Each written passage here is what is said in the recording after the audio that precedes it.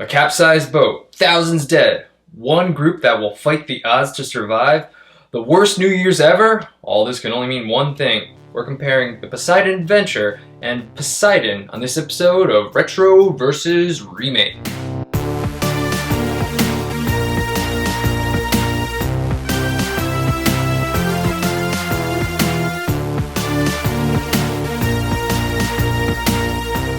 I'm Reggie Parker. And I'm Dan Bulick. Welcome to another episode of Retro vs. Remake, the podcast where we compare movies and their remakes. Join us as we answer the question, should this remake exist? Today's episode is the Poseidon Adventures and Poseidon. Yeah, you know what? I think the energy is a little different on this episode, so I'm going to ask you what your first experience with the movie is. Okay, I'll do that after we do the... after I just get into the details of each movie. Sure. The Poseidon Adventure, 1972, was when it was made, starring Gene Hackman, Ernest Borgnine, Red Buttons, Stella Stevens, Shelley Winters, Jack Albertson, Carol Lindley, Pamela Sue Martin, Roddy McDowall, Eric Shea, and Leslie Nielsen. Directed by Ronald Neame. Screenplay by Sterling Siliphant and Wendell Mays. Music by John Williams. Poseidon, 2006, starring Kurt Russell, Josh Lucas, Richard Dreyfuss, Emmy Rossum, Jacinda Barrett, Mike Vogel, Mia Maestro, Kevin Dillon, Freddie Rodriguez, Jimmy Bennett, and Fergie. Too many people. There's a lot of people in both of these movies. Directed by Wolfgang Peterson. I just wanted to point out that he did Das Boot and The Perfect Storm, so this guy knows water films.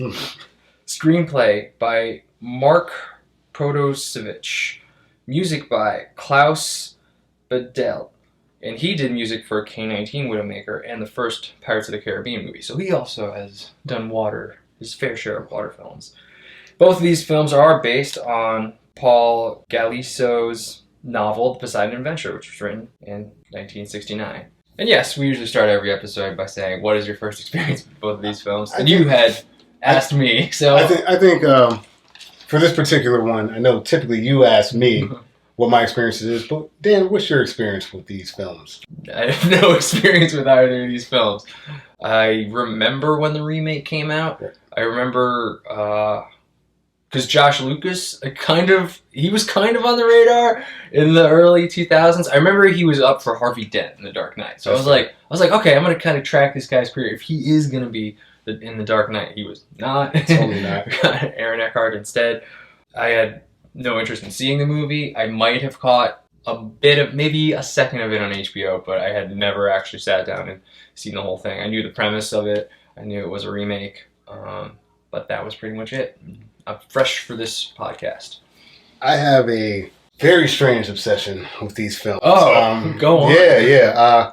It kind of actually started with, for homework, I told you about the Pokemon Indigo League episodes about this. Which I also was forced to watch because Reggie's like, you gotta watch it. I all right. Totally made him watch it. So there's, in season 1 of Pokemon, the first series, Indigo League, episode 22, they get on the SS Anne, and it gets shipwrecked.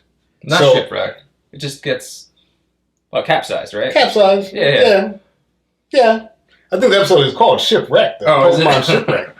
Again, weird obsession with these films. So I remember watching that as a kid, and then for some reason it stuck with me. So one time, the Poseidon Adventure was on television, and I was like, "It's kind of like that Pokemon episode." And I watched it, and then I watched.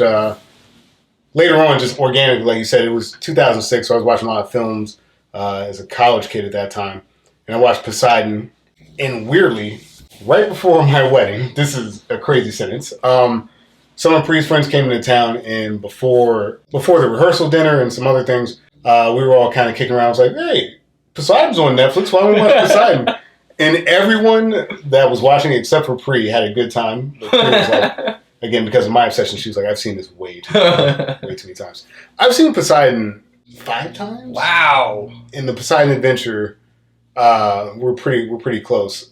You can't explain it. It's just weird. It's weird. Weird I will totally that you have with this. I will totally cede that ground. I admit that I have a weird fascination with this particular disaster film. All right, well, we'll let you take the reins then when we get into the comparisons. But before that, let's go over this synopsis.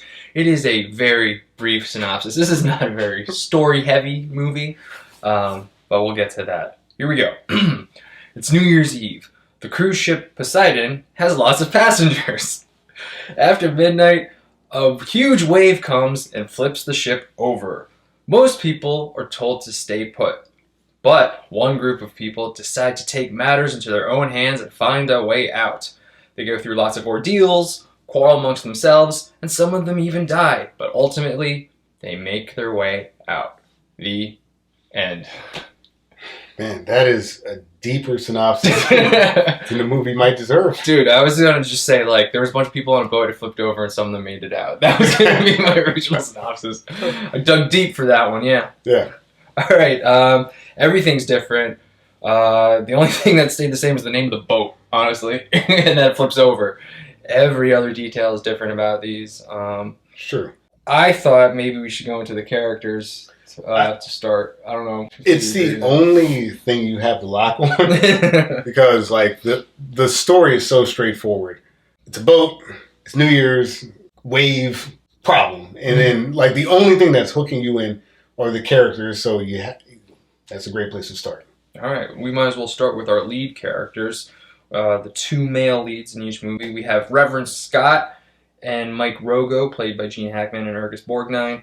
And then we have Dylan and former Mayor Ramsey, played by Josh Lucas, and Kurt Russell. Mm-hmm. Where do we even start with the comparison? I guess they have different jobs. They have different jobs. I think because both these movies are sort of designed for you to focus on one lead.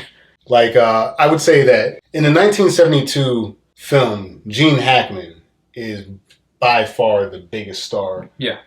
In the film. He come fresh off, like, I believe, The French Connection, and he was a big draw. Some of the other actors, they were popular, famous, but I've seen Ernest Borgnine, yeah, a few things. Shelley Winters, like, these are solid actors, but like kind of they were more towards the end of their careers, whereas Gene Hackman was fresh into his. Kurt Russell would also be, I guess, your equivalent, who's the big name that people are going to instantly recognize and could get butts in the seats. I think, for me, the Gene Hackman and the Kurt Russell portrayals are very, very similar, although they're doing two different things career-wise. But they basically are the sort of square-jaw, kind of goody two-shoe older guy that's going to take the charge and lead people through this disaster. I don't know, because it's kind of split. I feel like it's definitely Gene Hackman in the original, but it's not necessarily Kurt Russell who's driving everybody. It's kind of split between him and Josh Lucas. And like the first person who wants to get out of that room is Josh Lucas too. That's fair. So it's like it was harder to do. It's hard to do a one-to-one comparison of this because so many of the personalities of like the characters in the original are like split between several characters in the remake. So I would say that Gene Hackman is clearly the person with the plan and with the impetus to get out of the situation. And both movies really do this quite a bit in their portrayals. These guys, well, actually more Gene Hackman, he thinks he's right. Like, there is no question mark. My plan is the plan. Anyone that's not paying attention is kind of a dumbass, in his opinion, even though, like, his plan is also absolutely insane. Yeah, he's pretty nuts. And he's got this, he's a reverend, but he's a renegade, reverend. He's been exiled to Africa for some time. Let me start with this for myself, just to give backdrop for the movies. In the original film, it is a boat ride from New York to Athens. Mm-hmm. But for whatever reason, everybody's going everywhere but Athens. That's true. Gene Hackman's going to New York. Someone's going to Israel. The Rosens are going to Israel, yeah. But, like, basically Gene Hackman has, like, his particular brand of Christianity just doesn't sit well with the church. And they're going to basically exile him to Africa. And he's a very kind of jaded lead. Like, he is a preacher, but he's rough around the edges. I got the quote he says. He says he's angry, rebellious, critical, a renegade. Totally. And you even get the Rogo character at one point saying, "Oh, hey, preach, you talk like that. What are you, from the slums?" Like, that was pretty good. Yeah, thanks, man. I have a weird obsession with these films. But Gene Hackman, he is a rebel. So when someone tells him to stay put, that just does not resonate with him at all. Like, he's like, nope, the boat's clearly upside down. We got to make our way up. We have to get out of here. And I think that you have locked in on what a key difference is in the films is that Kurt Russell, like you mentioned, he splits that leadership time. Like, sure, he's pushing to get them out of there, but Lucas also has, I would say, they're kind of like co-equal leads in terms of getting people out of the ship, and that is one big difference that you see pretty early on. I'd say like maybe Kurt Russell's plays a little more safe, and then Josh Lucas does. Yeah. I think because what you have is a character with a hook. Kurt Russell is a dad, which is one of the big differences between the two films. So he's inherently has someone that he has to look out for. And one of the things that I don't like about his portrayal in the remake is that Kurt Russell is kind of a dick to his daughter the whole time. You know, like he's just sitting there. The twins are out. Yeah, like he's very obsessed with his daughter's boobs and whether they're out or not. And like he walks in on her and the boyfriend's like, "Oh, well, if I knew you guys were going to be in here hooking up, maybe." And it's just like he's a very old school. Yeah, very old school dad. Honestly, his whole thing is actually probably putting more attention on his daughter's boobs because I don't think any of us were really thinking about them nearly as much as he was. But he does have that. He has that hook where he's worried about inherently his child and her boyfriend. Kind of. She doesn't really give a fuck about that guy. Whereas Gene Hackman doesn't really have the same connection. He's more of like freewheeling. It doesn't really matter. Like, I guess almost like a preacher, these people have become his sort of like his fold and his flock, and he's going to lead them, but there's no real connection to any of these people other than his sense of duty, I guess. Yeah, I guess as a reverend, people look to you in times of trouble, and there he is leading them because God can't do it. You have to do it yourself. You gotta do it yourself. Yeah, if you ever want to grab some of those like little cabana seats and sit on the deck of a cruise ship and get a church sermon, Gene Hackman is your man. I don't know, like the whole rebel priest thing, I think is a little over the top. A little. It's definitely over the top. I'm surprised he didn't just take out a Bible and just shit on it right there. Like, honestly, he hates God so much in this movie. It's pretty nuts. I know how we're going to get out here. We're going to rip all the pages out of this Bible and we'll use it to build a raft. No, you're right. He might as well have done that. He does not give a fuck about God. And honestly, to a certain extent, man. Like, he wants people to start picking themselves up by their bootstraps because what's God ever done for me? Right. Whereas... He dies. He goes down swinging with this motto. He does. What do you got now? You took so much.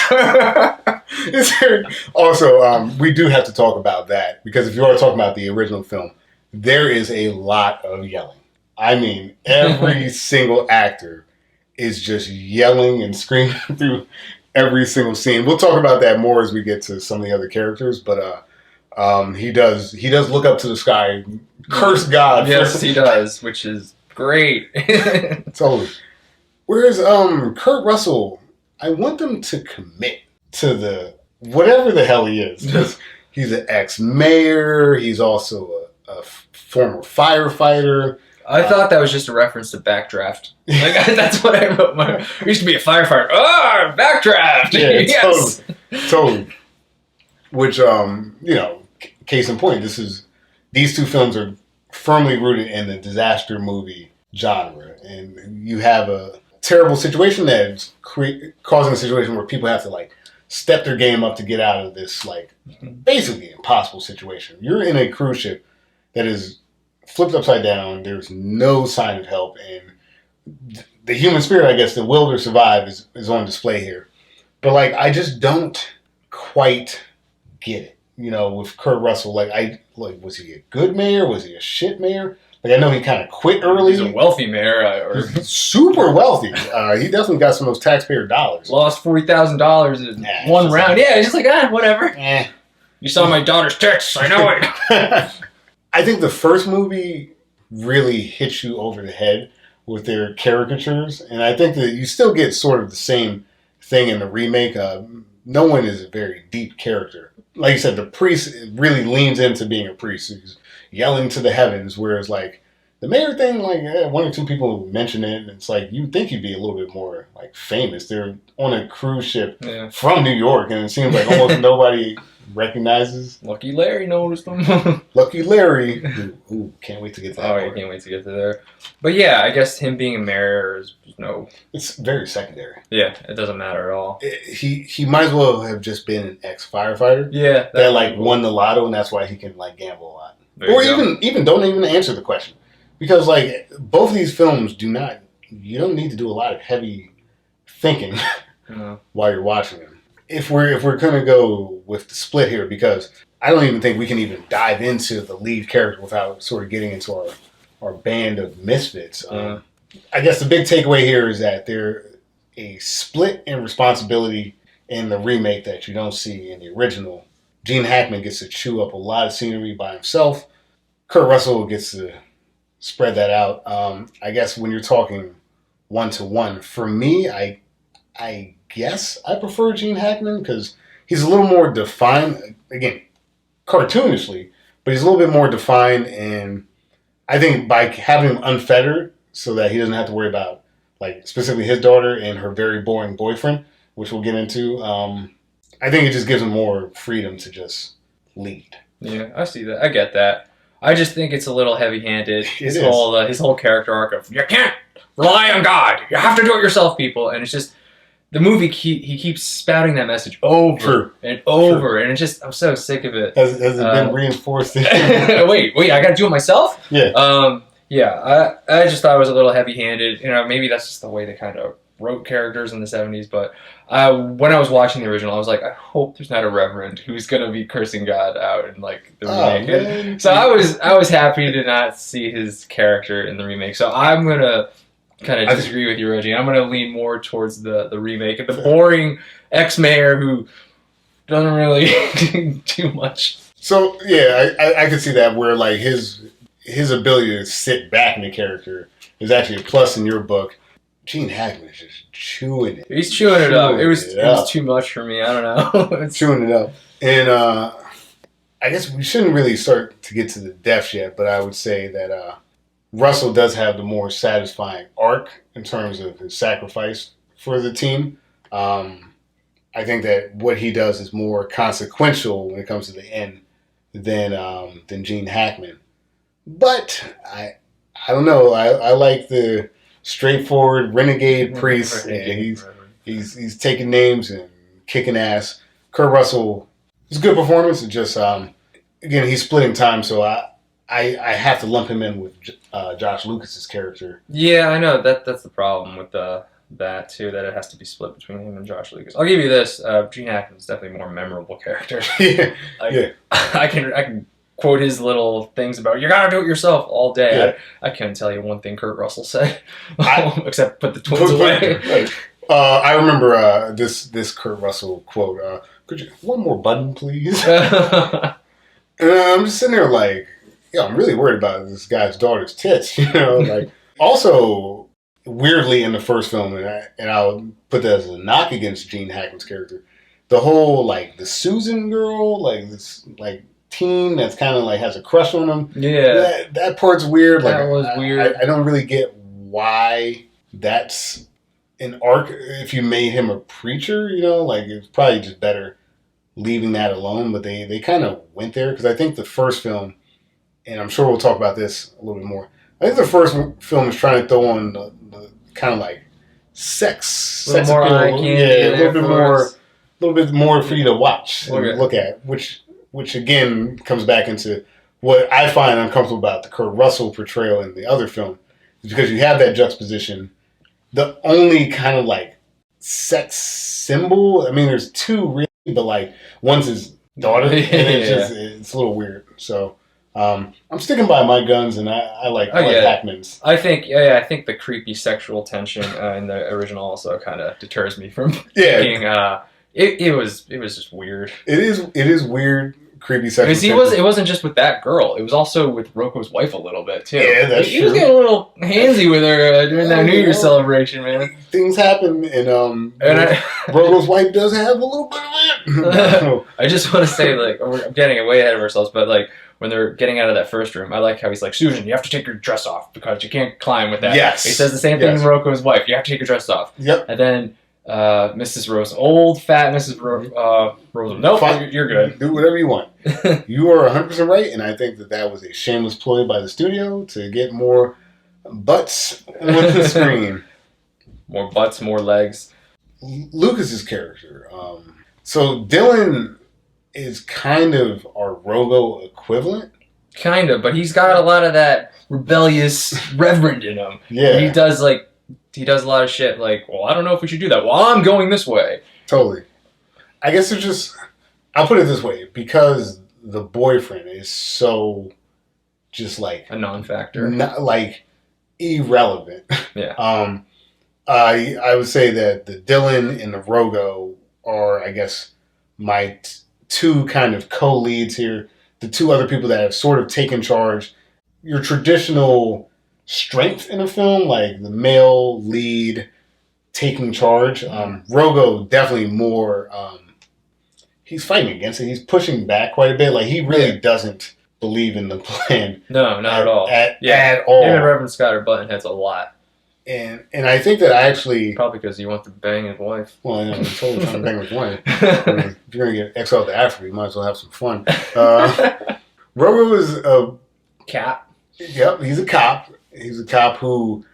his wife is a former prostitute.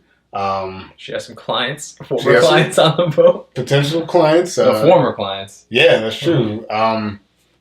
Definitely former clients that she's trying not to be recognized, so I can't tell if she's actually sick or she's trying to avoid being recognized.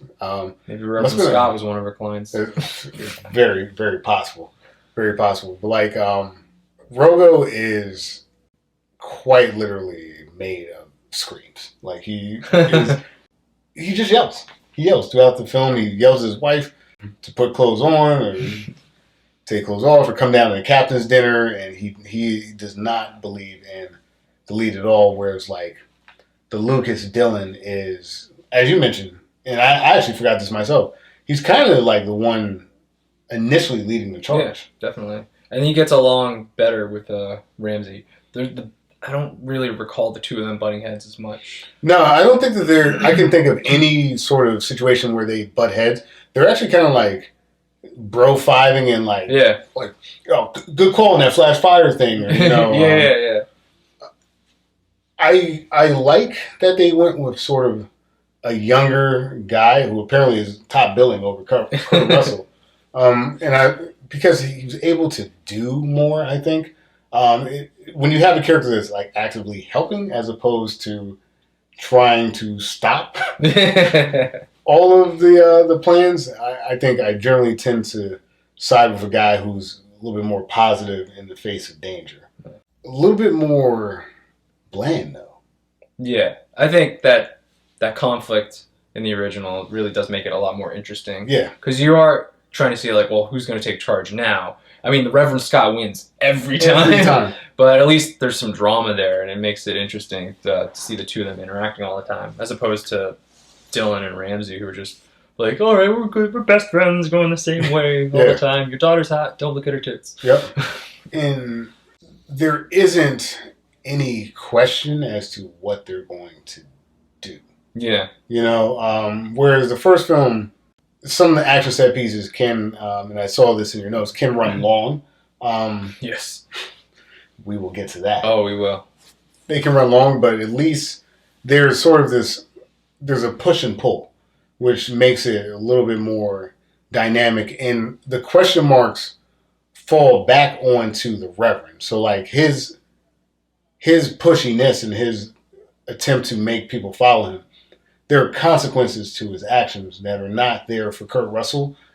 And honestly, the closest thing that we get to a consequential scene about the choices that were made fall back on Dylan in the film, where they basically tell him like, not to beat himself up over one stowaway that ends up dying in the film. We'll talk about her a little bit.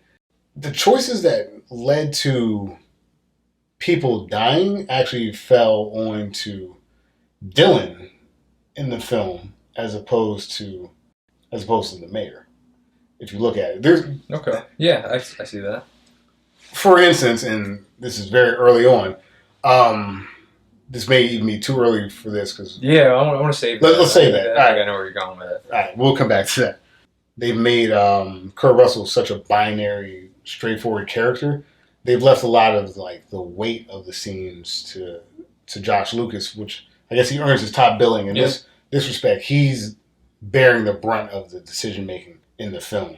Even though I still think that like if I was watching him, he still to me feels like a passive lead in the way that Borgnine was, but just a little bit more influence on the things that are happening in the screen. They're really letting Kurt Russell take a lot of the charge. Yeah.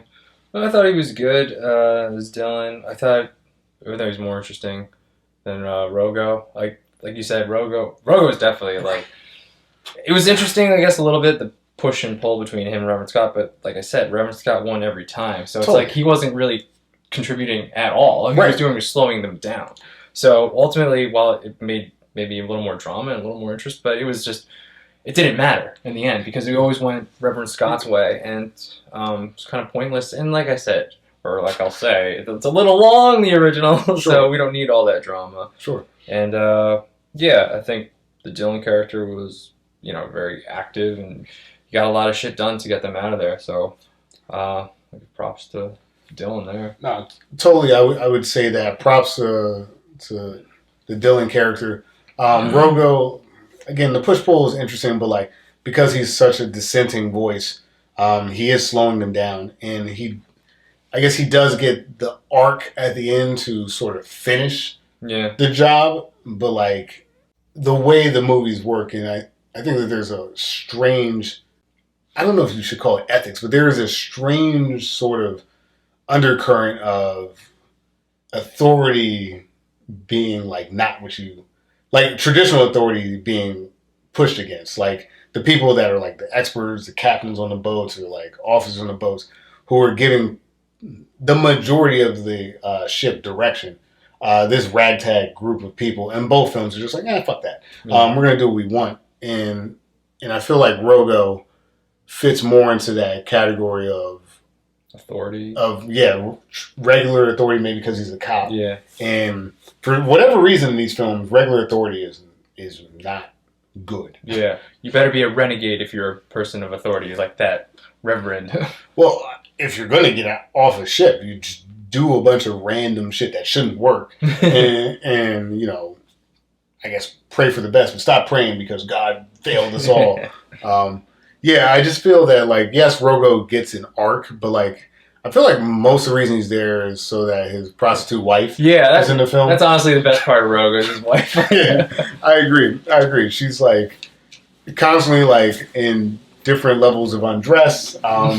Throughout the film, she's adding a little bit of that type of action, which I think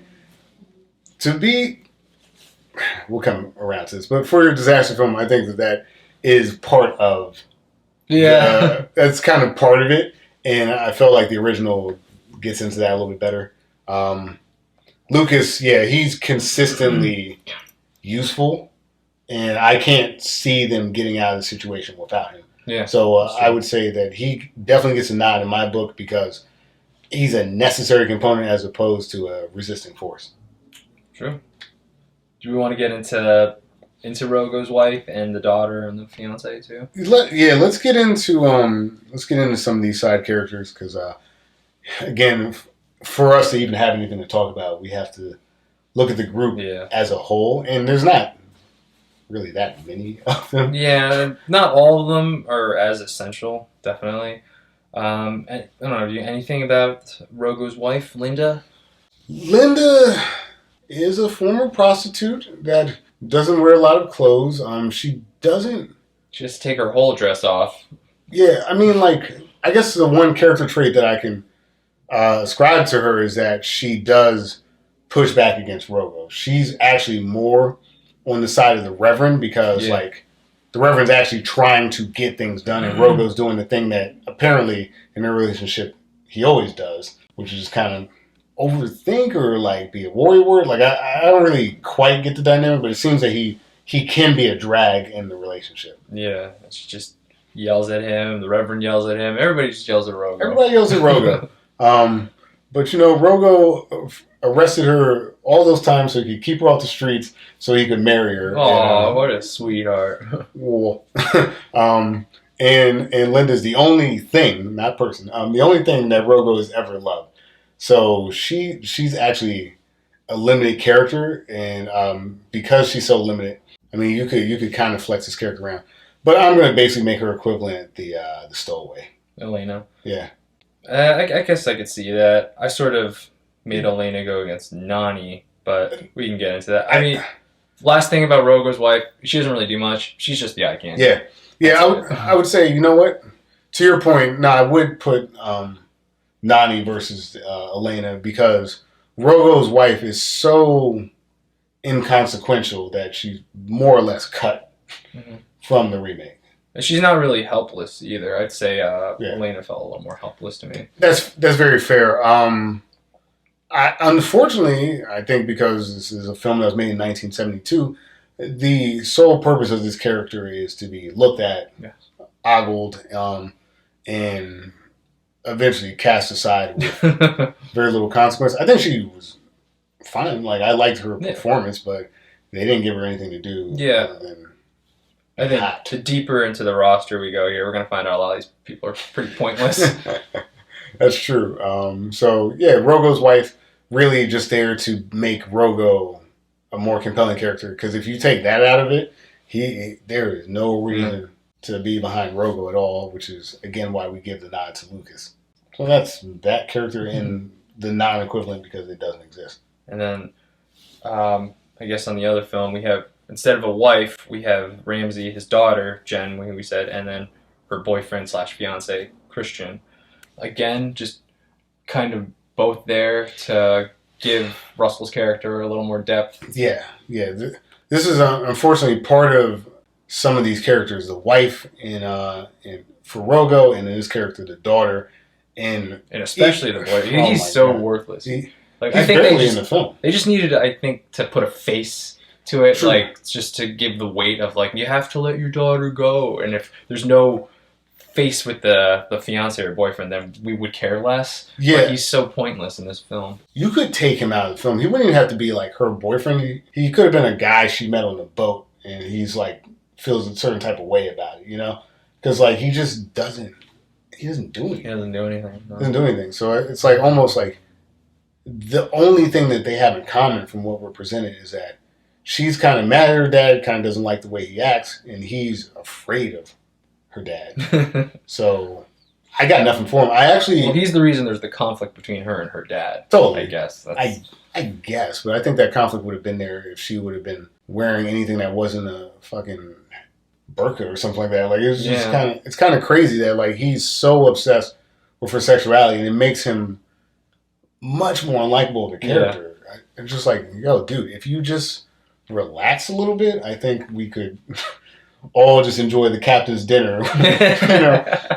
you know, like she had the courtesy of stopping by the table while you're gambling to be like, hey, we're gonna go do something, and all you can do is put your tits away. She's more compelling than Linda, but not by much. Yeah. And the boyfriend, like I was actually thinking throughout the film, I was like, I kind of wish it just kind of off this guy. I thought they were gonna so many times. It would have made sense structurally because it would have, I don't know, there could have been some kind of connection, but I don't think that the film was willing, and we will get into deaths. I don't think they were willing to have her lose on both sides. Exactly, because if you lost the boyfriend, then that would make her connection with her father stronger, and then to lose him too. Yeah, that would be too much. That would make her a tragic character in a way that I don't think she needs to be. And that's not the type of film this is. This is not that type of film. Honestly, any sort of allegories or allusions that we're making are giving the film too much credit, to be honest. But I hated the boyfriend, by the way. Yeah, I like I said, I thought he was going to die, but since they went with the way they went and killed the father instead, you couldn't kill both of them. Totally. So it sucked. I know it sucked, because get rid of that guy. I'm having a much better time with this film. But yeah, again, two characters that should matter, and they kind of don't. Yeah, I know. At all. Well, we're going to get into more characters that don't matter. Oh, there's so many. Here's some more supporting characters. We have Susan and Robin in the original, who are brother and sister. Yep. Versus Maggie and Connor, who are now mother and son. Susan is a tougher pull for me as well. Basically, her character trait is being related to the brother. Yeah. And I guess she does have like this weird sort of tension, some would say sexual tension, with the preacher. And she's like a lost puppy just like hooked onto him. Yeah, but like... It's weird. But like, again, I don't know if they truly age her, but I mean, like, I've got her in that 18, 19 range, you know. Yeah, that's kind of her age when the movie was filmed. Yeah, so it's like, all right, you got this like 19-year-old girl that's obsessed with like this 40-year-old preacher, and then her brother, who I'll give the brother this, has something to do. Yeah, he does in the film. He's the kind of the reason they're able to know where to go. Without him, there would be kind of like, well, we don't know where to go. We'll just die. And weirdly, like, more believable than the equivalents that they have in the remake. Like, a kid that's, like, obsessed with boats and, like, goes to see the captain even though it's not safe, and, like, he's getting tours on a boat. Like, that precocious young mind that just is weirdly obsessed with a boat, ding, ding, ding, comes in handy when the boat's capsized because he knows where things are. Yeah. So, like, Robin is a strong character in the film. Susan is a weak character. Again, I think she's just there for eye candy. Totally. She has to take her dress off. Yep. We get to see her legs. That's it. About it. And also be afraid of things sometimes. They definitely have an equivalent in the remake with Maggie and Connor, who are even more useless than they were in the original. Maggie, who more appropriately is kind of like digging Josh Lucas. Yeah, Josh Lucas. She's like his age. But like also they don't really explore that in any meaningful way. Yeah, there's like a little flirtation, but they can't really go anywhere. You can't really flirt when the ship's blowing up. And then Connor, who I think is such a big backstep for the... he doesn't do anything. He just... it's just a problem. He's a huge problem throughout the film. I don't understand why you would shift that character. Like, like Robin, yes, he's physically weak and he needs a lot of help, but he is carrying his weight by far by knowing where to go. Yeah. Connor is... He gets lost. You have to go back and save him. I don't understand. It was so frustrating the second time he got lost. Like the first time, I was like, you know what? Okay, he had to use the John. You know, which again was weird. You're in a boat, just pee in the water. We all do it in the ocean. I think we all do. No one judge me if you don't. Just pee in the water, bro. Like what would possess you to leave the group the first time? I'll give you that one. That, you know what? You want to create a little bit of drama by having the kid go somewhere else? I'll give you that. The second time, nonsensical. He's stuck randomly in an area that doesn't make... Like, I don't even know how he got there. It seems to be far away from where the rest of the action is. By the way, kid, like, I don't know who raised you. I guess your shitty mother. But no, hey, Mom, I'm going to go to the bathroom? Like, I don't know. Like, I just don't understand the need for bathroom breaks and what is probably, even if you like expanded the runtime, let's say this is a 3-hour ordeal. Oh God. You know what I mean? Like, let's just say that that's what's going on. Why is this kid finding himself lost multiple times? It made the character so weak because he did the annoying kid thing that they do in movies. Yeah. That at least the first film, like, yeah, he was an annoying kid, but he was useful. Exactly. They couldn't have gotten out of the boat without him. He knew the layout of the ship. And then you have Connor, who doesn't really contribute. He takes away because they have to look for him. So, in these disaster situations, usually the kids are the liability. Yes. And Connor is that liability that you don't have with the original because Robin's useful. Yeah. And honestly, like, tonally for the films, which again we'll get to when we start talking about some of the deaths. But like both films totally do have kind of more mature things that like very like triggering and traumatic events happening throughout the film. It's almost not even worth bringing the kid along for this journey with the level of sort of gore, I guess would be the word to use. Again, it's not even like the mother's actively flirting with Dylan because they're constantly going from problem to problem. Like I'll say that from a pacing perspective, there's no time for these characters to sit back and interact in a meaningful way. So like having the mother kind of be into Dylan and the kid there doesn't add anything, and you're actually probably better off removing the kid from the equation because I think we'd be able to just sort of sit back and enjoy the film a little bit more than worrying about why this kid is disappearing.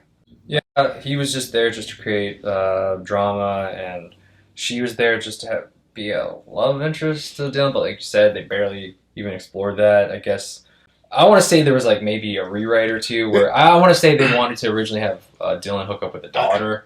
I'll say this from some of my research: the runtime on the film was originally longer. It was about. Oh god! It was about.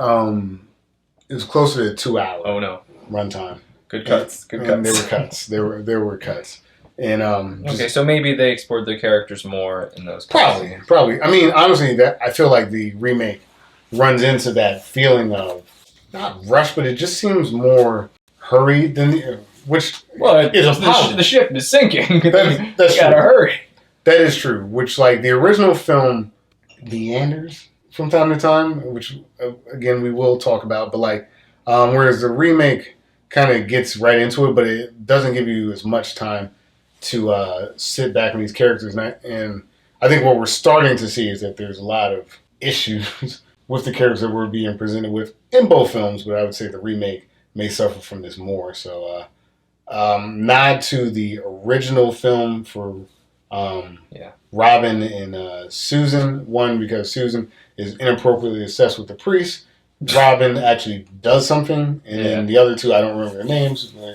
It doesn't really matter if I remember them or not. They barely matter. Yeah, just because you have Robin in the original, who's actually useful and has all the information. I was really disappointed with the remake there because I thought they were going to make the kid, just as useful, maybe even more. Like I thought, like maybe there'll be a scene where they're like, where do I go here? And then one of the captains will go, you go this way, and then like have the kid correct the captain. I thought that would have been like that'd be great. Would have been sick if they did that in the remake. But no, they just go no, just have him be a stupid kid and do stupid kids do. Like he's just doing kid shit, and like I guess the closest thing to having him be useful is his little hands can turn a screw. Oh, God. And I'm like sitting here looking at this scene with the screw. Now I really had to suspend disbelief that they got everything to work there. It's a ship. These are like industrial. Like that thing was like screwed down like heavy machinery. There's no way. Yeah, little tiny kid's wrists is gonna be able to turn that screw. The idea that like I'm just gonna twist it, like it's just that's the type of action they're showing me in the middle of like a crazy film. Like, can we unscrew a vent? Like that's. I felt like they left something on the table there, but we'll get to more of that. Yes, we will. Let's go on to another character. Totally. Character comparison. We have Mr. Martin and Mr. Nelson. I guess are kind of lonely old guys. Yes. Mr. Martin is a strange fellow. Yes. He's a strange fellow. He runs. He likes to run. He owns a haberdashery. He's a serial bachelor, but I mean, in the sense that like he's not dating anyone. He's got no time for the ladies because the hat shop just keeps him so busy. Even when he starts kind of like interacting with Nani, like it's not very believable. It was weird. Was that supposed to be like a love interest for him? I think so, but like it wasn't believable. It's 1972. I don't think that they were willing to explore a gay character, which is what we see in the remake. I mean, he's not gay in the film. I don't really know Red Button's affinity. It doesn't really matter, to be honest. But like, he's just there. He's an odd guy, and the only person that seems to like him is Shelley Winter's character. So like, I don't really get him. I guess he like again he helps encourage Nani in the film, and that has its uses. But like, I just don't buy that him and that woman are like starting to connect. I'm not buying it. He's pretty forgettable. I don't really know what he does other than like just hearing what Shelley Winter says, just that he's very lonely and she's very kind to him, and that's all I really know about him. Like as per his contributions to them getting out, I don't really remember anything he did. I don't know anything he did to kind of hinder them from progressing either. So overall, he's pretty forgettable character for me. I'll say this as a positive for him, because the Nani character, who we will discuss, is afraid and kind of like paralyzed by fear. He does help move her along, but again, it just kind of adds to more of, you're all going to do it anyway. Mm-hmm. So there's not really, like, I get the back and forth, and I guess it's building out those two characters, but those two characters, to me, did not feel like they needed the extra attention that we spent on them. Yeah, if she had done something to help her, where it like made her do something that helped the entire group that they couldn't have done, then maybe it would have been worth something. Right. But like you said, they were going to go in that direction anyway. Totally. Whether he was there to give her those pep talks or not. So it was kind of inconsequential. Also, her character is kind of boring. Yeah, like I said, if she had done something with what he had told her and turned it around to help the group, that would have been interesting. But ultimately, we're getting ahead here. Yeah. We're talking about her, but totally. I thought he was pretty boring and pointless, and she is kind of too. Yeah. She's more boring and pointless. Well, like, the one thing I'll give Mr. Martin with the idea of being like the guardian of Nani or whatever, I mean, the biggest thing he does is that when they swim through one section, I guess she can't swim, which is a big problem when you're in this particular situation. Why are you on a boat if you can't swim? Totally. But like jazz festival? There's so many other things that she could have done. He does kind of drag her along in parts, so I guess that's a contribution. He's taken the literal anchor and... I guess, but like, she's like such a boring character. She doesn't do anything. That's like, true. Just don't have her in the movie. That's true. And then his character's pointless because she's not there. I don't know. Yeah. I mean, an elderly Jewish couple kind of feeling bad about sort of recluse, who's seemingly, he's a nice enough guy, but he's just socially awkward and, again, a serial bachelor. He's probably never going to get married, and I think that, like, the message that, like, oh, he finally met somebody, I guess, in this terrible situation. Maybe there's something there, but, like, I'm not buying it. Doesn't ring true, and, like you mentioned, the biggest sin of them all, when we're talking about film, boring. Yeah. Richard Dreyfuss, Mr. Nelson.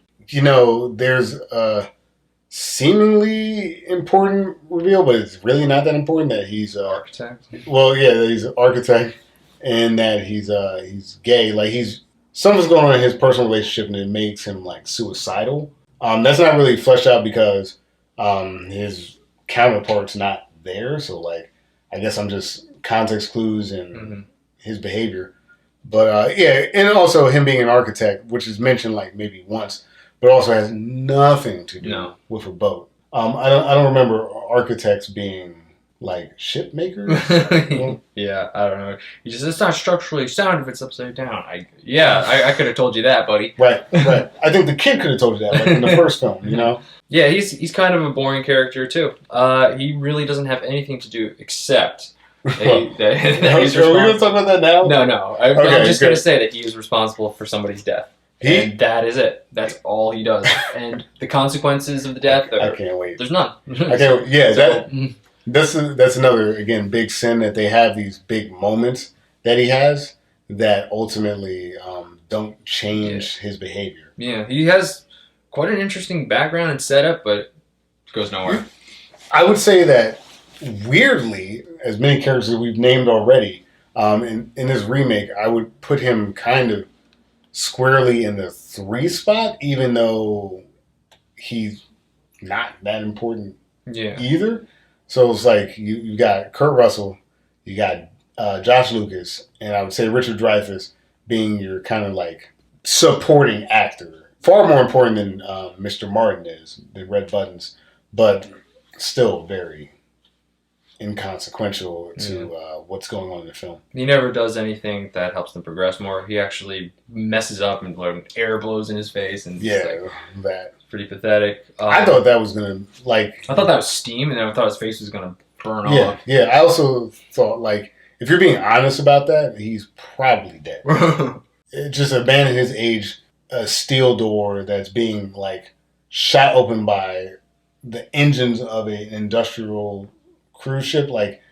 I don't think he's alive. I think you get more than just a broken nose, which I don't even think he had that. Yeah, I don't think he did either. A couple scrapes on his face. Strange. He throws out a couple we can do it's in there, but we can do it. He doesn't do much. No, he's kind of boring. I guess we can go to the women they were kind of taking care of. Sure. Nani versus Elena, or Stowaway. I said it already. Nani's boring as hell. Nani is extremely boring. As we mentioned before, paralyzed by fear. The best thing that she's got going is her legs. The legs and there's got to be a morning. Yeah. Which is actually a popular song. She gets to sing the song. So, her brother dies, and then she's paralyzed by fear. Mr. Martin helps her out of it. It's basically a shitty Sonny and Cher. But then, once you get rid of Sonny, she doesn't really read a Cher. And, she's just too afraid too often throughout the film. Yeah. And it sucks. Yeah, she never really overcomes that fear. Elena might be the most interesting character, and even still, no. She's a stowaway, and she wants to see her brother, and she likes Jesus because she wears her cross, and I think that's it. Yeah, that's kind of it. I don't know if you got anything else here. Well, they killed her off, so yeah, they didn't have to stick with her long. They do kill her off. I guess the one thing, and again, this does feel like it was supposed to be a longer film, and someone's probably "There's no way we can get them to watch more of this." The interaction that she has with Dylan at the beginning, where it's clear that she's a stowaway because she hasn't come through the main sort of lobby area before and things like that. So Dylan, again, I think it's supposed to build his character arc that he's observant and street smart. He's able to kind of discern that she's a stowaway, but it doesn't go anywhere. So. Yeah, I almost thought that was a love interest thing. I thought so too. I think it would have been a better one than Maggie. And then the other thing too, if you were going to do the love interest with that, when we do have the death, it seems like the person trying the hardest is Kurt Russell. So I would have liked maybe if Dylan would have tried harder there, had more at stake for that death, but really no one has anything at stake for that death because anyone that would have cared is no longer around. I think Mr. Nelson cared the most, honestly, because after Kurt Russell gives up, he's just kind of cries on her. I guess he's connected to her because she grabbed his foot in that one vent, Yeah, but she overcame. She's kind of like Nani, that she was always scared, but then she did overcome the fear to help him in the vent. So she had a little bit of growth, right? And then they kill her off for what she was doing in the film.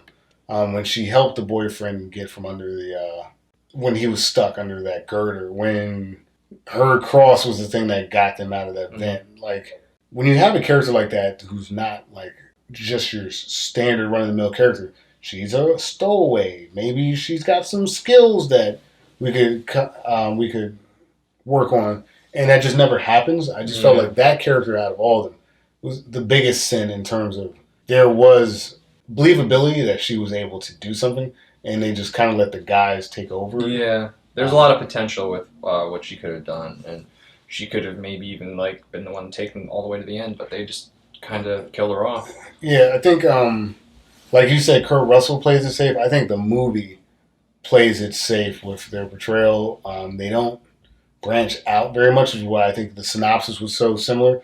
And they leave things on the table that could have made this a more compelling portrayal. And she suffers from the same problem that many of the other characters suffer from. All right, we've got this story, but we don't push it. We don't do anything with it. Sorry, we got another thing in the ship we got to deal with. We can't really. No time for that. Yeah. So, but I'll give her over Nani because Nani's just. Oh yeah, she's a much more compelling and interesting character than Nani.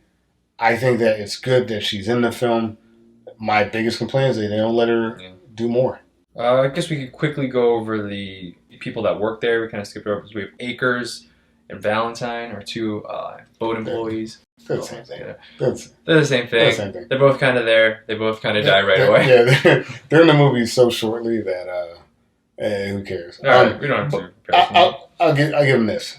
Akers doesn't matter. Valentine at least knows a little bit about the ship. Like, he was sort of guiding them in a way that the kid was. And then they kill him off, so like then there cease to be a guide. And I guess they like pick up maps every once in a while that are upside down. They turn them around. But like Valentine, I guess, was more helpful in direction. But I mean, really, they're both there to be like, hey, I'm stuck up here, and you can get up here too. And now we're now past the point where we're stuck in the dining hall, and the adventure begins. But like they do nothing. I'll give it. Valentine has his death definitely had the oh shit moment. That is. We will get to that. Yeah, we'll talk. Save that. I guess. Well, there's other characters. I definitely want to cover them because they're interesting, but they don't really have equivalents. So we have Belle and Manny Rosen in the original. I just want to say, Belle Rosen's my favorite character in the original. Belle Rosen is the most human character in the film. I think she has the best arc. She's got a great arc. She defies expectations. And honestly, Shelley Winters, from what I understand, she actually put a lot of work into that scene where she's a former diver. Like, her technique of diving into the was pretty cool. And like, she apparently took the role very seriously. She even put on weight for the role. Oh, wow. To play more believable. And Shelley Winters she has the best arc in the entire film. She matters. She sacrifices. Yeah. And she keeps things very grounded. I'm glad that she's in the movie because definitely one of the highlights of the film for me. You take her out, it gets significantly worse without her. I mean, Mr. Martin without Shelley Winters, I don't know what we're doing. Yeah.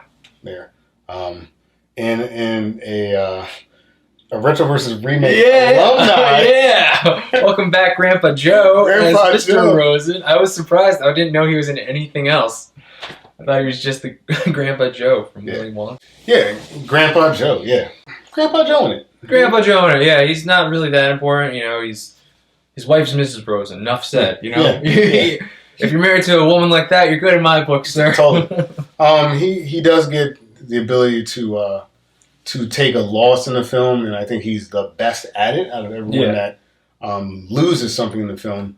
She's just more with it and interesting. Like, he's there, kind of just overpowered by her portrayal. But he's fine, and he's just not doing much. It's almost an interesting character flip between them two, because like, he's kind of pushing her, and then when she takes the lead, like, she really soars above him when she decides to dive in the water.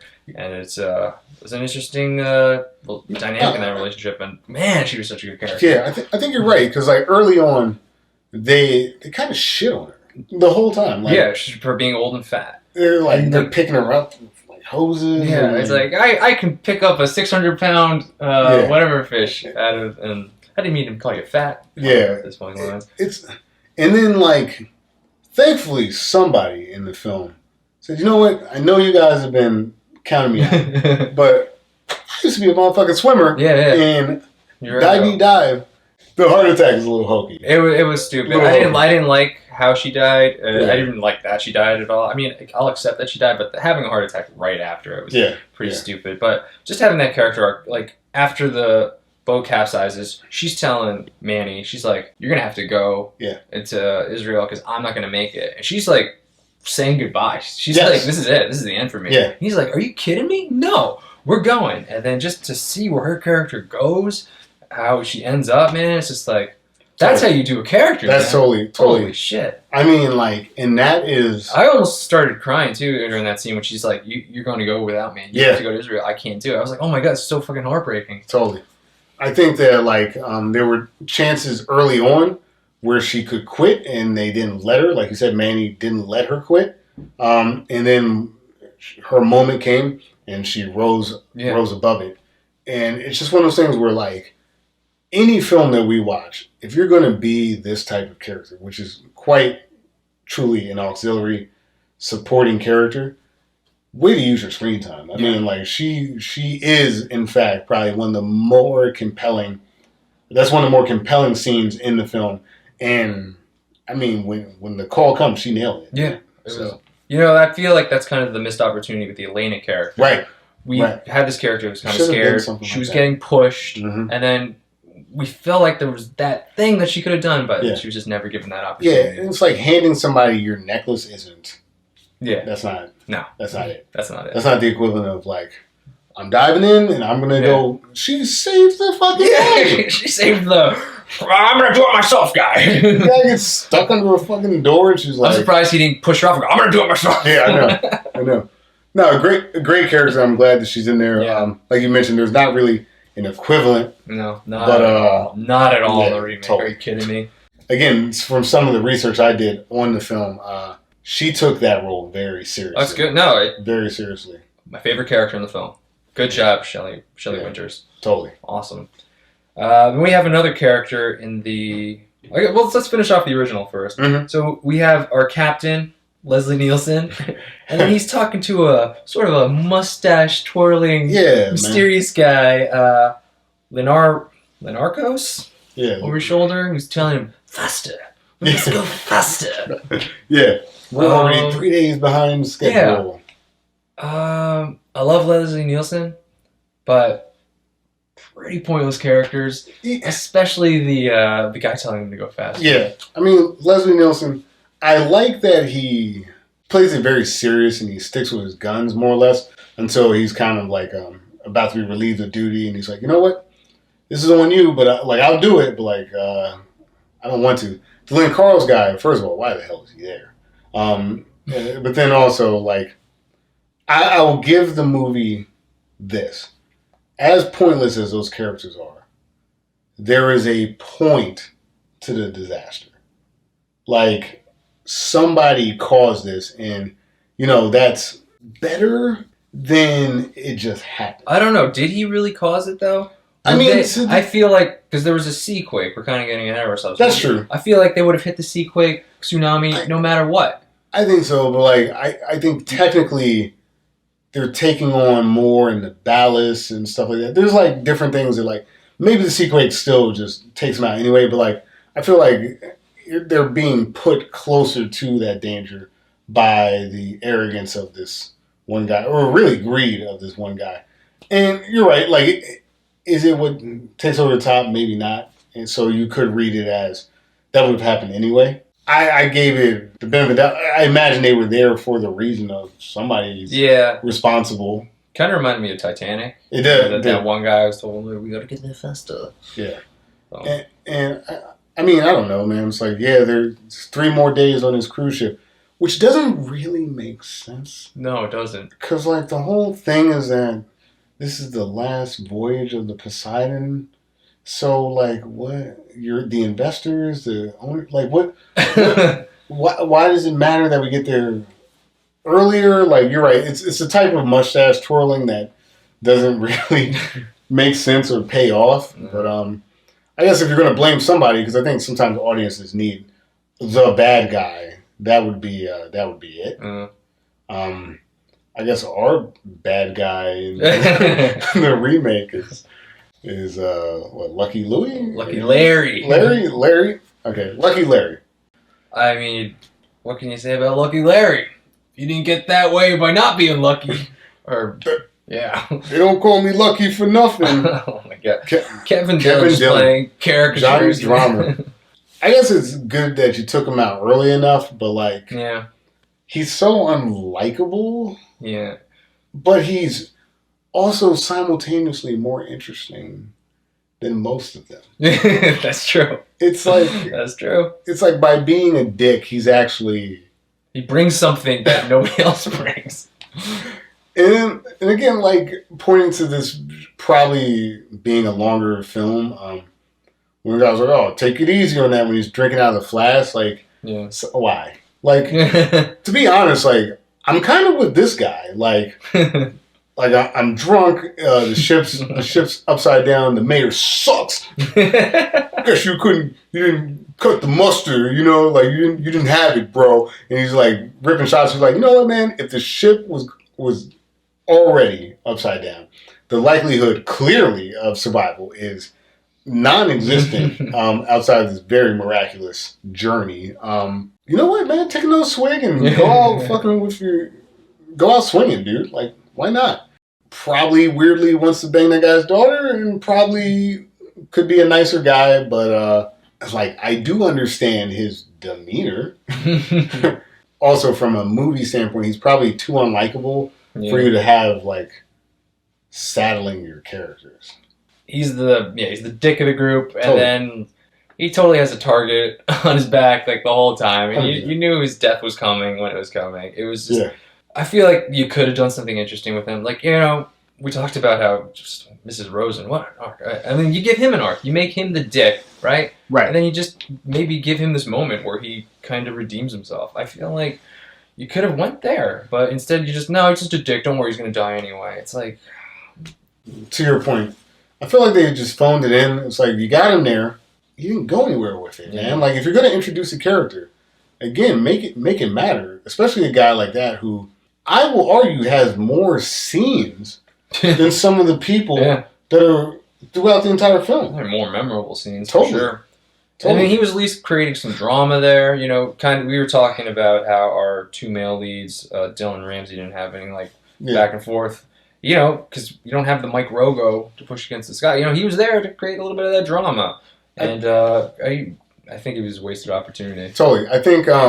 Yeah, you're right, that he could have picked up that Rogo mantle a little bit. Yeah. And I think that you could have made it actually more satisfying to kill him off later, as opposed to just like, well, he's just kind of a dick, so we don't like him and we're going to kill him. Like, I think that having him be along the adventure more, kind of complaining and being a jerk, I think it would have paid off more in the long run if they had him there a little bit longer. Yeah.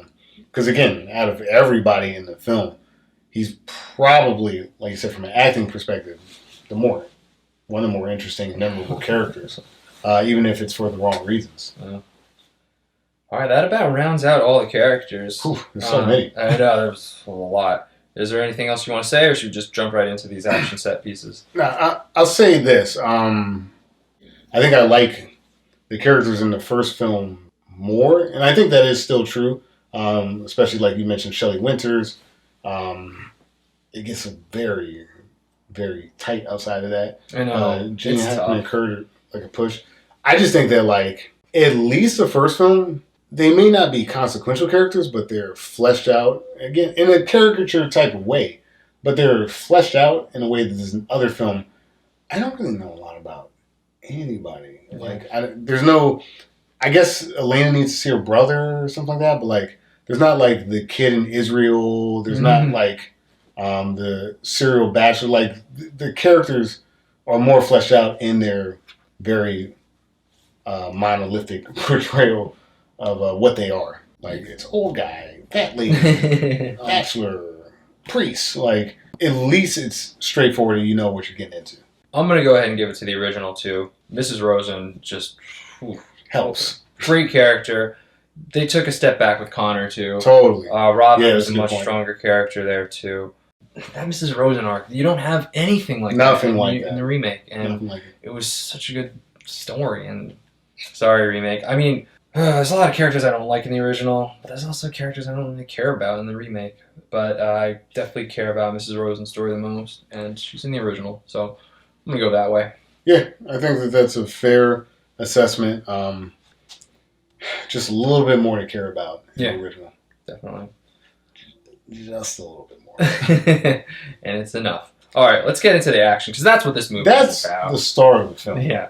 these action set pieces that we have. The way I kind of set it up is, do you want to just go over every action? Yeah, let's go in the original, and then like the big kind of action set pieces in the original, and then kind of come back and talk about the equivalent. Okay, I guess we could try that. Or would you rather one-to-one it? What do you mean one-to-one? Like boat flip. No, I think we should probably just stick with because they're so different. Yeah. So we'll just go over all the stuff that happens in the original because it's completely different in both films. Unless we could compare the boat flip because that's the only thing that's the same in both. Fair enough. All right, so let's just talk about the boat flip from our Seaquake wave versus our Rogue wave. Yes. In the remake. Yes. The boat flip. How do you want to talk about the boat flip? I mean, obviously, you got the practical effects in the original versus the very CGI-heavy remake. The CGI bothered me very early on in the original. I just felt like the boat, and I know it's been a couple years now, and I'm sure at the time it looked okay. Mm-hmm. But like, the boat just does not look real. There was the opening shot of the remake is kind of following, or just going around the boat, and it kind of follows Josh Lucas's character a little bit, and it was just... It didn't look good. It does not look good. It just... I did not think that I was looking at a real boat. Yeah. I did appreciate the zoom into the Josh Lucas. But I remember in my head when it was nighttime being like, thank God they're trying to show this as more of a night scene because during the day, I was not feeling that boat at all. And the original, I mean, like, it's probably just a boat. Probably a boat, you know? I guess, what's your take on the effects of the boat flip in the original? I thought it was all right. I mean, they did the best they could. I was trying to figure out how they did it. Mm-hmm. I wasn't sure if they like actually took like a room and just like actually rotated it or something. But you know, it was okay.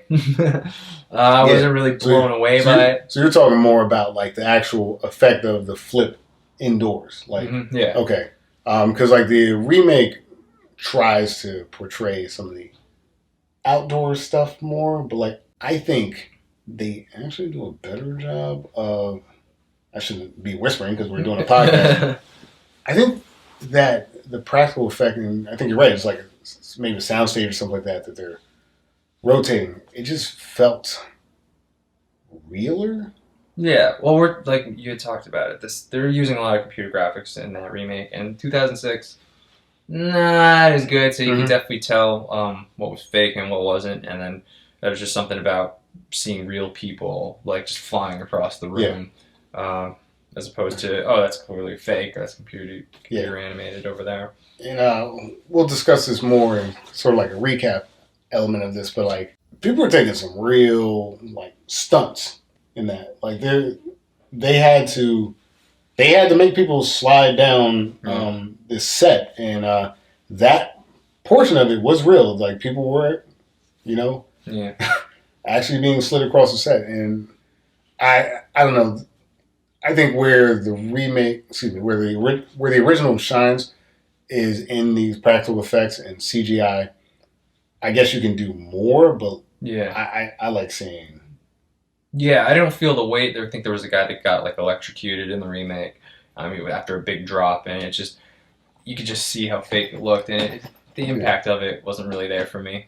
But they showed more of the boat, like different sections. They actually showed the flash fire. Right. In the remake, they showed, and it was split too because we weren't just in that big hall. We're split between the club where the daughter was and that big hall. So they were able to show more, but I don't know. I kind of like the claustrophobic feel of the original. Totally. Just in this one room. Totally. I like the idea of it being sort of a multi-floor issue for them. The fact that the daughter is separated and doing her own thing. But to your point, some of the things that are happening in that scene are goofy shit, like the electrocution. Yeah. It's over the top, and it's like, it's weirdly, like, only in one section. Yeah, I thought that's where the boyfriend was going to die. I thought he was going to get electrocuted. Yeah. Well, I thought he was going to die the first time. Well, based on what we were seeing, he should have. He should have been electrocuted because I doubt that those girders were, like, separate. Like, they probably were connected in some way structurally. But, like, you're just sitting there, and I think...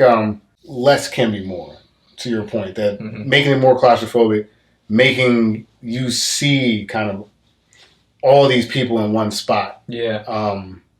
It just felt better to me. Less to think about, and I was like you mentioned. I think when you're looking at something like that, you start to ask the question, how did they do that? And I think that if you don't know how they did it, that movie magic is there. That's true. And then as opposed to like, well, they obviously did that in computer. Right. So there's that, just the not knowing really kind of draws you in a little bit more than just, there's just a computer. Totally. One of the big action sequences in that boat flip is the guy who's like kind of like stuck on the thing, and he falls through basically what is the ceiling, which is now the floor, and like the guy falls through basically like a light fixture, and like some guy had to fucking drop 20, you know what I mean, 20 feet onto something, you know what I mean, like that stuff. I appreciate the fact that someone had to take a risk, and I'm sure there was stunt work like that too, but like you miss on this film, and we never see this film because a guy freaking died trying to like land on something in the boat, and I really appreciate it. It felt, even though the limitation of the time, it did feel more real to me. It felt like they were actually on a boat that was flipping, because I got to see more of like people falling and flipping, you know? Whereas in the remake, I get to see more fires and explosions and stuff, but like they kind of phoned it in on like the sliding there. Like there's like 5 people that kind of, oh no. But like they're not falling off of tables and shit. Like I bet a lot of people got hurt. Yeah, I'm sure. Yeah, my nod to the boat flip, especially on the inside of the ship, is to the original. Maybe the exterior shot looks better in the remake, but it's still very obviously CGI, and it takes me out of it. Yeah, same. Let's just go into the I guess the action set pieces of the original. Just like every ordeal our group had to go over. I wrote this one in here. Just getting out of the main ballroom. So we have to climb the fake Christmas tree. This is when Russell, when... Why is there a Christmas tree on New Year's Eve? Well, because it's around the holidays, right? Yeah. Well, maybe they are running 3 days late. They could have been, they could have started the voyage before Christmas. That's fair. That's all I got for you. But there's a Christmas tree on board, and they have to climb it one at a time. Yes. This is where Gene Hackman gets to tell the hot girls, to take their skirts off. You gotta take your skirts off. There's no way you can climb a tree with your pants. This is Rose and you're fine. Yeah, whatever you want. Who's got like the most like restricting outfit in the sense of like it's flowing, you could easily get caught in something, but like, look, lady, Shelley Winters, keep your on. You're old and fat. We don't want to see that. We want to see their legs. Not you. It's for the kids. And it's like, again, to Shelley Winters, like putting on weight. Like I wouldn't want to put on weight if you're gonna have me hanging out with these like hot teens and prostitutes and all that stuff. So good on her. But yeah, for whatever reason, she can keep all her clothes on. Hot people can't. The tree scene. Yeah, we get to see him climb that tree. We get to see everybody climb that tree kind of almost one at a time. I'm going to be saying this a lot about the original. This is where it kind of like slows down. Like every little obstacle in their way, we get to see everybody kind of go one at a time. The pacing in the original is just, it's pretty poor in that aspect. It's slow. Yeah. Yeah, and there's a sense of urgency, Reggie. We are in an upside down boat, right? Totally. This scene, to me, from a character standpoint, really leads back into that rebel sort of preacher type of thing where, like, he's trying to tell people to come along. And I guess the big difference here is that, like, people are trying to come along until the tree...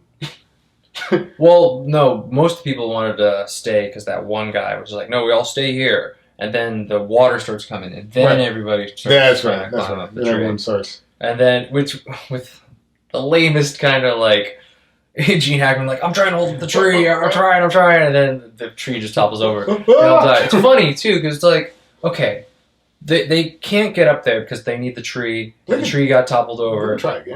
They could try again. Or, okay, water's filling up. Maybe just wait till the water gets high enough, and then they could just climb out. You're making a good point, because they never really go back to address that. But I guess, jumping ahead, there are people running around later, but I don't think it's probably not the same. Probably not from the people from the ballroom. The way I interpreted that, that's they were just people in another section of the ship. Maybe they got electrocuted. I don't know.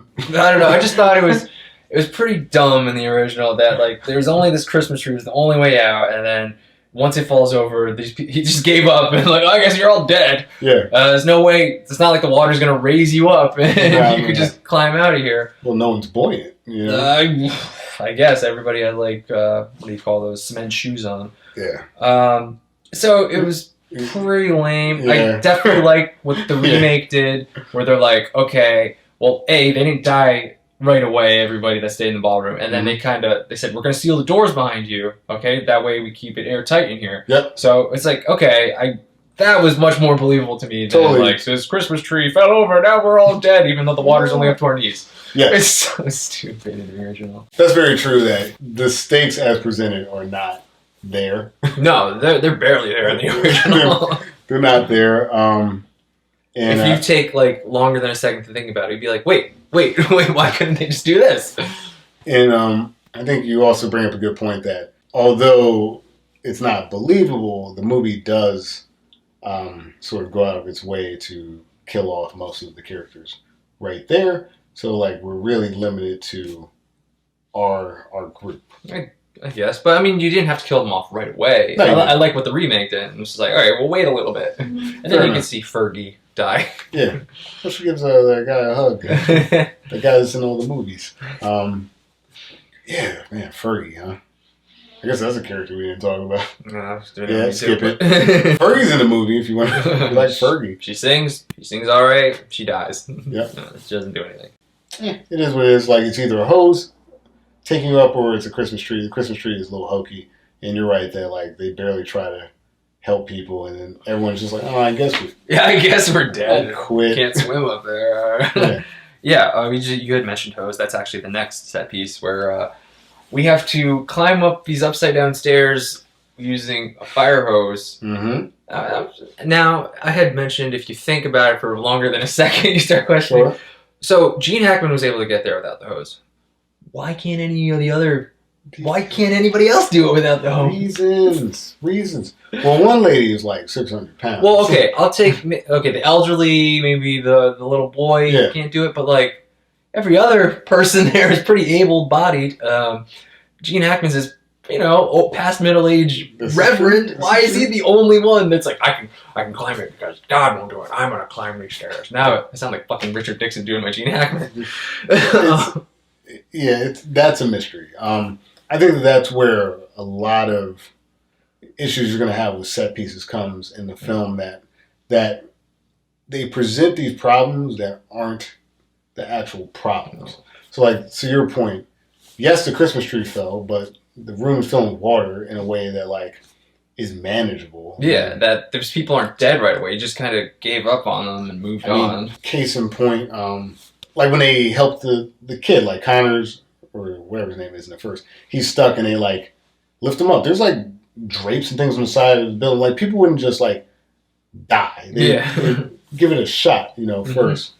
So yeah, there's that. Climb the stairs with a hose. Another, again, you presented someone that can do it pretty easily, and then for whatever reason, nobody else can. It's like 10 more minutes to get everybody else up. Yeah, again, we're watching one at a time. They try to split it up because then we try to follow Reverend Scott a little bit around the boat, and then we come back, and then they're still like slow as shit, just getting up these stairs with this fire hose. It was just like, oh man, this is gonna be a long time before we get to the bottom of this boat.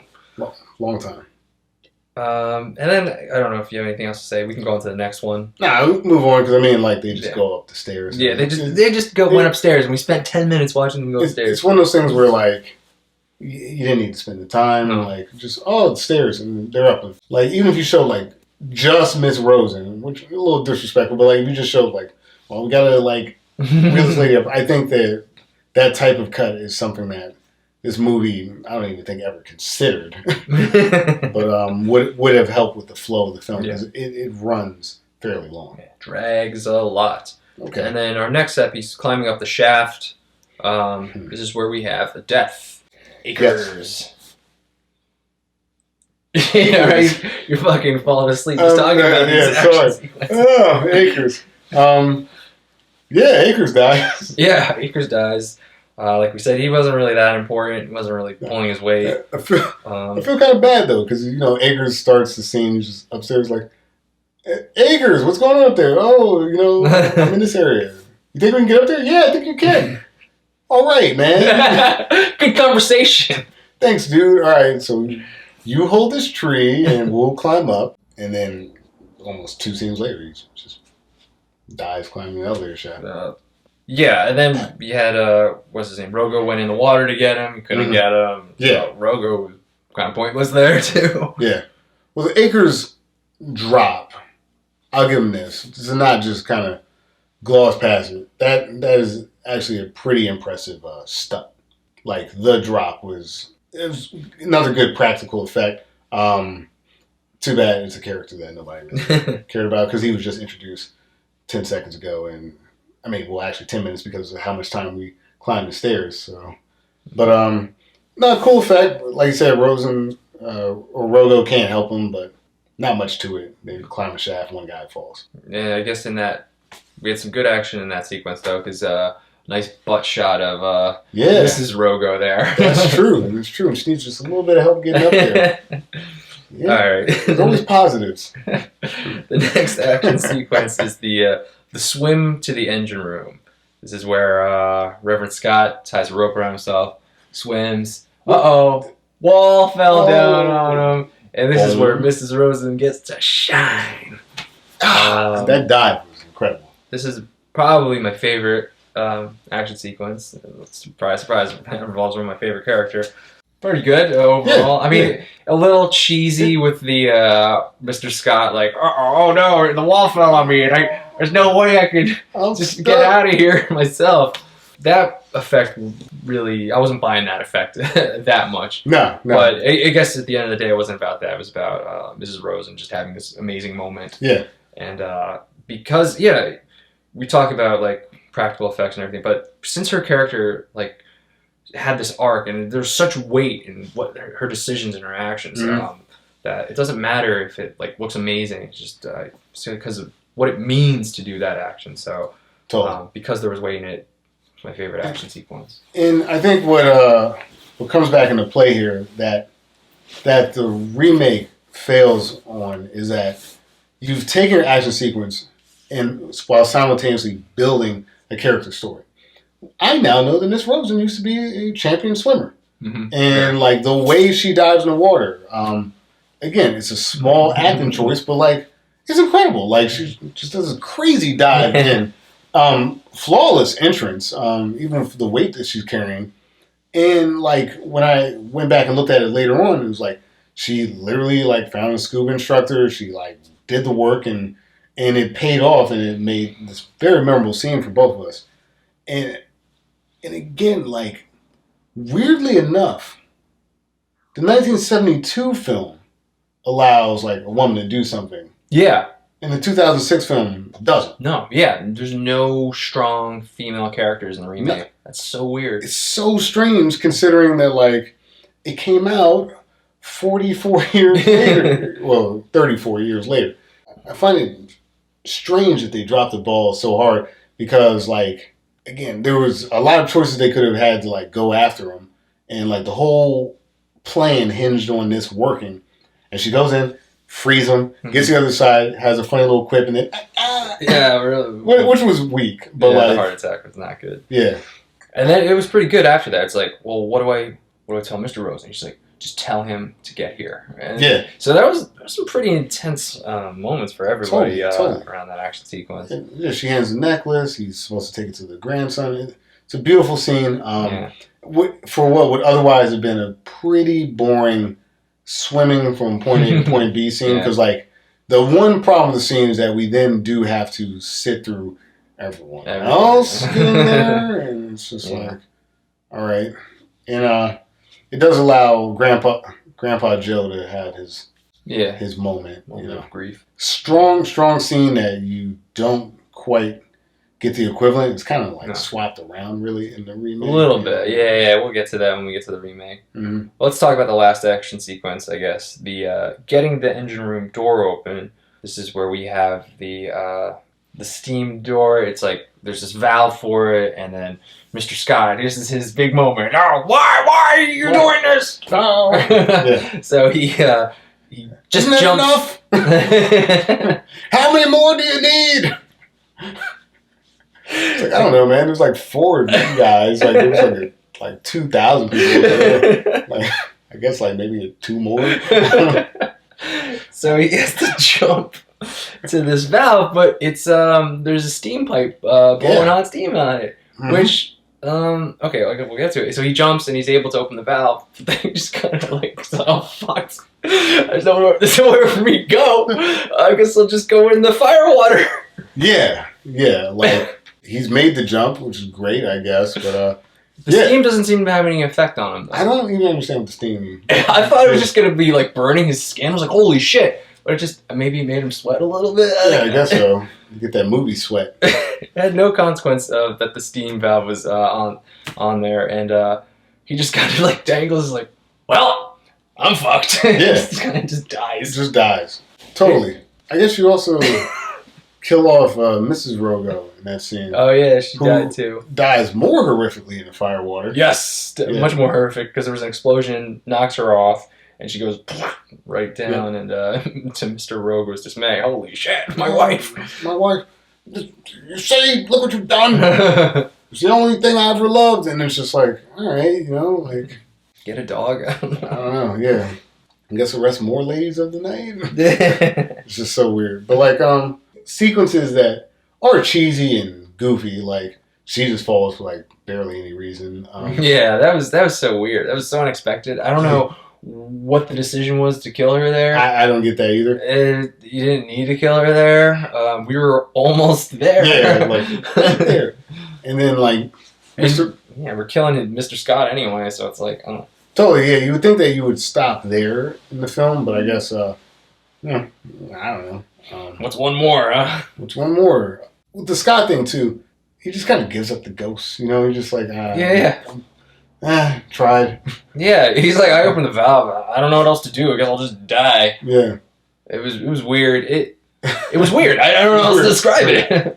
Cause like, it's fire water. There might have been some other sections over there you could have you figured it out. Dove in the water. There wasn't that much fire on it. It wasn't. You could have survived that. Swam. I was like, I'm all right, guys. I'm sorry I yelled before. Yeah. That was a little weird, wasn't it? But then, you get the rest of the Rogo arc because he has to lead them through. Yeah. Looking at all those set pieces, they do drag, like you said. Yes. They drag. They take longer than they should. But I think a lot of that is because these types of effects were not commonly done at the time. This was actually pretty... they were treading new water, if I may say so myself. Oh! Hey. But, they were believable practical effects in terms of, what was happening. Now, the acting into some of this stuff, maybe not. But, looked like a ship, felt like a ship that was upside down, and these may be the types of things that you'd have to encounter in that scenario. And I think that the action sequences do a great job of making the movie feel real, even when sometimes the acting isn't. Yeah, I agree. It looks nice, but it definitely drags on. Totally. The sense of urgency that I feel like should be there is not there at all.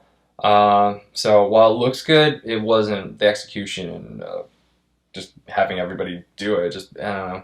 It wasn't great. It looks okay, but it could have been done better. And I think the action sequences are vastly improved in the remake. All right. Is there anything else you wanted to talk about the original with the action, or can we just jump right into the remake here? No, I think we jump right into the remake because... you get it. You climb a tree, you get up. You climb the stairs, you get up. You swim across the water when someone dies. You get to the steam room and 2 people die. And then, what happens next? The remake does vastly improve on what I think you're getting at, the urgency of action. If you're going to have an action scene, make it action scene. Exactly. There you go. Well said. All right, let's start with the first one. This happens pretty early. This is after the boat is flipped. Here. Yeah, we're here. This is probably my favorite action sequence in the remake. This is after the boat's flipped. We're still separate. We have people in the club. We have people who are in the ballroom. This is following the ballroom people, and then we come up to the elevator shaft, Reggie. And what we have to do here is we have this, I don't know what it is, like a table. It's like a table. Like small, really slim table. Metal table. And we're crossing across the elevator shaft to get to this door. Very bridge-like. Yeah, it's acting as a bridge. But the door, it's a little high, so we need somebody to kind of boost everybody up. And it's pretty intense, this scene. It's intense. There's a fire on one side. You got the elevator shaft that's like about to careen towards our heroes. Yeah. Like everything's broken. We got to get up here and we got to move, man. Yeah. So this isn't the slow one person just taking their time like the original, man. This is let's go. Now the unspoken hero, Valentine, has taken this table, put it across the elevator shaft, and is helping shepherd people through to the other side. And your Kurt Russells get across, your other leading characters get across, and we're down to Valentine and Richard Dreyfuss. And boy, Valentine, again, great guy. Put this elevator thing up there, is giving Richard Dreyfuss a boost, and then the table, bridge, whatever it is, it's broken. It's falling apart. And there's debris falling down. And this elevator is about to fucking break. And Josh Lucas, our top villain, our hero, the hero of the film, yells at the suicidal old man, played by Richard Dreyfuss, and he says, "Kick him off! Kick him off!" So the hero of your film is telling another hero to murder a guy that just helped all of them get across. And I will give you this. I know we're shitting on some of these character portrayals, but look in Richard Dreyfuss's eyes. When he goes wide-eyed and starts kicking this guy off the fucking elevator. I mean, Josh Lucas looks crazy. Richard Dreyfuss looks crazy. They're all bug-eyed and they're yelling, "Kill that man! Kill him!" And we're only like 20 minutes. And this is the first thing we're doing after the boat's flipped. Okay. Fergie, yeah, we're having fun. And then the first thing our heroes do is murder a person of color. And then nothing but try to help them. And it is insane. Dude. And he doesn't have like this cliche moment of clarity, like, "It's okay, you can let me go." He's like, no, do not kill me. Please, I want to live. Right. And then Richard Dreyfuss is just like, "Oh, I'm so sorry." It is so intense. A weird choice. It was so why would you do that? In a movie, why would you do that? It was awesome. I loved it. This is where my weird obsession with these films comes back. I remember watching that scene. Like I said, it was like right before the night before the rehearsal dinner. And I'm like, let's just watch some lighthearted, dumb film. And I forgot. How crazy that was. And we're all just sitting there. And it's me and a bunch of bridesmaids. We're like, holy shit. He killed him, man. This old man just jamming this fucking guy's face.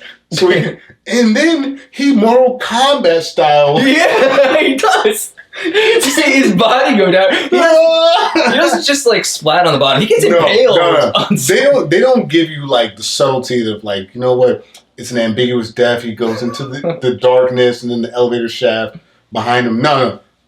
You want fucking Poseidon? You want adventure? You want blood? I got you. That old guy kicked that guy. He just got impaled, and then we're still going to drop an elevator shaft on him and blow him. It's like a Saw movie. Yeah, triple death fatality, man. Holy shit. And, for the oldest character to have murdered someone while being coached on by one of the leaders of the party, I don't understand. I'm gonna take it like this. I imagine not everyone saw what happened there. I think that might have been something between those two that was never spoken about again. It was totally unspoken for the rest of the movie. How do you follow that guy after that? Yeah. After that. And I get why Dreyfuss would, because he didn't want anybody to know. Because you're the one that pretty much did it.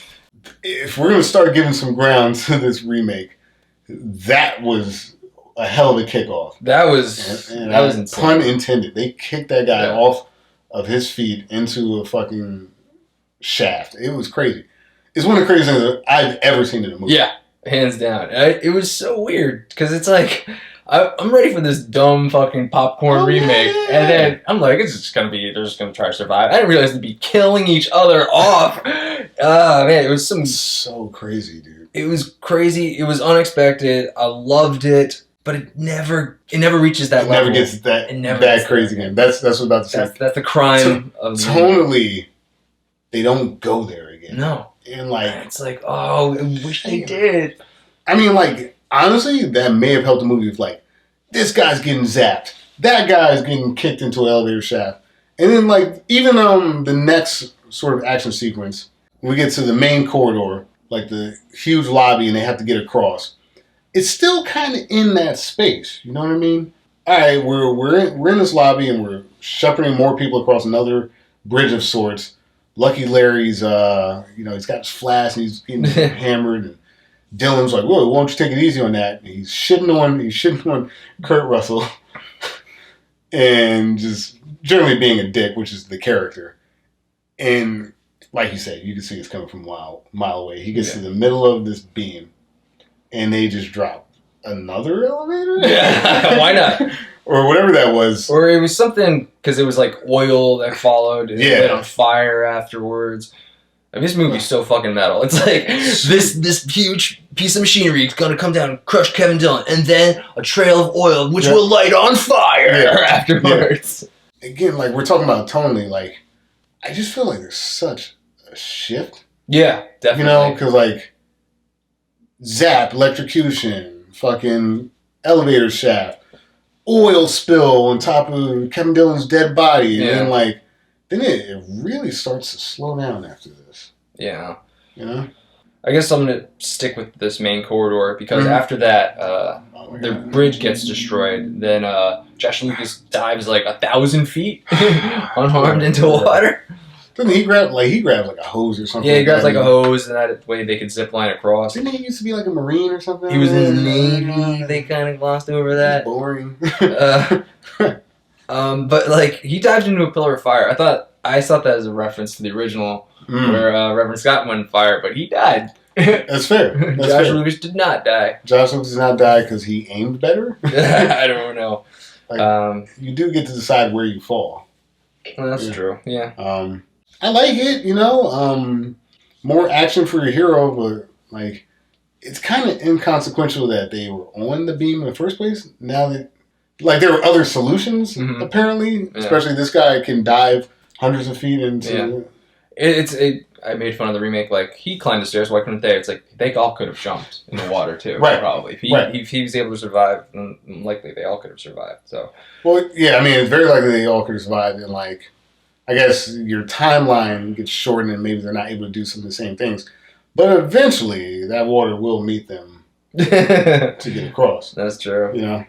Although, in this case, the water's on fire, so there's a little bit more... Right, fire water. More urgency. Not fun. Okay. The vent shaft that fills with water. As you mentioned, like with the other passengers, as they're kind of walking from scene to scene. So we get past your elevator, we get past your main corridor. You're starting to see the effects of this disaster on the ship, whether it's the results of flash fires and burned bodies. Again, the movie's still staying pretty metal at this point, or other grotesque injuries of like extras that no one will ever know anything about. Then we start, like I mentioned before, it starts slowing down because now we're going up shafts. Like we're not even really at the one where they start intentionally flooding things. Yeah. But like a bunch of them go in a shaft and they gotta climb up. Yeah, climb out. This is where the believability that the little boy is able to unscrew it with the cross. It had some tension in it because you got Josh Lucas. He's your main character, our hero, who's telling people to murder He others. does crazy eyes very well. Yeah, he's drowning under the water. He's like, just push him up, kick him, push him. You should have been Harvey Dent. Right? He would be really good as Harvey Dent. Yeah, I thought it was pretty good tension in that scene because he's drowning first, and then it's like you think it's gonna be okay, and then it's like locked at the end, and then like he's drowning again. Yeah. So I appreciated that scene, and you don't really need CG. He's underwater for that. Totally. So suffocation is just like one of my big fears, man. Can't do it. I thought it was really claustrophobic in the vent too. Mm-hmm. So I like that scene a lot too. Yeah, like you said, I get claustrophobic too, so like that was still pretty harrowing for me. The whole thing, honestly. But I would rather be the Kevin Dillon than like the guy who's like drowning. Yeah, definitely. Quick incident, didn't see it coming. And again, like that scene does help reinforce the camaraderie of everyone. Mm-hmm. The kid, something to do finally. It's not believable, but also like the idea that it would be that type of screw doesn't really make sense. Given the nature of the ship, but whatever. I'm with it. But yeah, they get past that, and then I think we start getting into that territory of now we're swimming. Now we gotta swim. Now we're swimming, and we spent a lot of time swimming after this. Like, if they had found a way to sustain that type of like crazy electricity, fire, explosions, that'd have been cool. But like, they just kind of go through a series of situations where like water's filling rooms and they have to try to escape. Yeah, and I think it kind of slows the movie down a little bit. They start arbitrarily showing you the ballast that they're in and the fact that like, all right, we're in room 1, room 2, and like that's flooding. And I really don't have a frame of reference for it. Like, I don't know how many there are. I don't know how close they are to getting out. And again, with some of this action sequence, we've gone from these crazy intense stuff with elevator shafts and stuff like that and fires, and now like the kid, he went on another bathroom break? He had to go pee again? Like, it starts to kind of become a one-note action sequence for the rest of the film as far as like I took it. I'm going based off the original. Anything was better than the original. So they are like, we got to flood this room with water, and that's the only way that pressure valve is going to open. I know that valve is going to open, and then they try to build tension. It's still an exciting sequence. It's a terrifying idea that we have to drown ourselves first before we can get out, and it's not guaranteed to open. But I thought it was pretty creative sequence. But then there's that long swim where Elena dies. That was kind of a boring one. She like bumped her head and she died. Yeah, thought they were going to kind of pull through on that one. It just seemed like a bit of an arbitrary death, to be honest. When Connor was drowning, I thought they were going to kill him. Now that would have been ballsy again. We would have reached the level of the elevator shaft earlier, killing off the kid in front of the mom too. That would have been crazy. That would have been so ballsy. I don't think they would have been able to pull that off. The Elena thing, I think there should have been something like the Miss Rosen scene where it's like, take this cross to my brother. Like, whether someone does it or not, like the idea that like they have something to do for her to make her death meaningful. I mean, you have it in the original, you don't have it there, while you still have essentially the equivalent pendant. It just seemed like a missed opportunity there. Speaking of missed opportunities, we had talked about that Richard Dreyfuss kid killed Valentine. Yeah.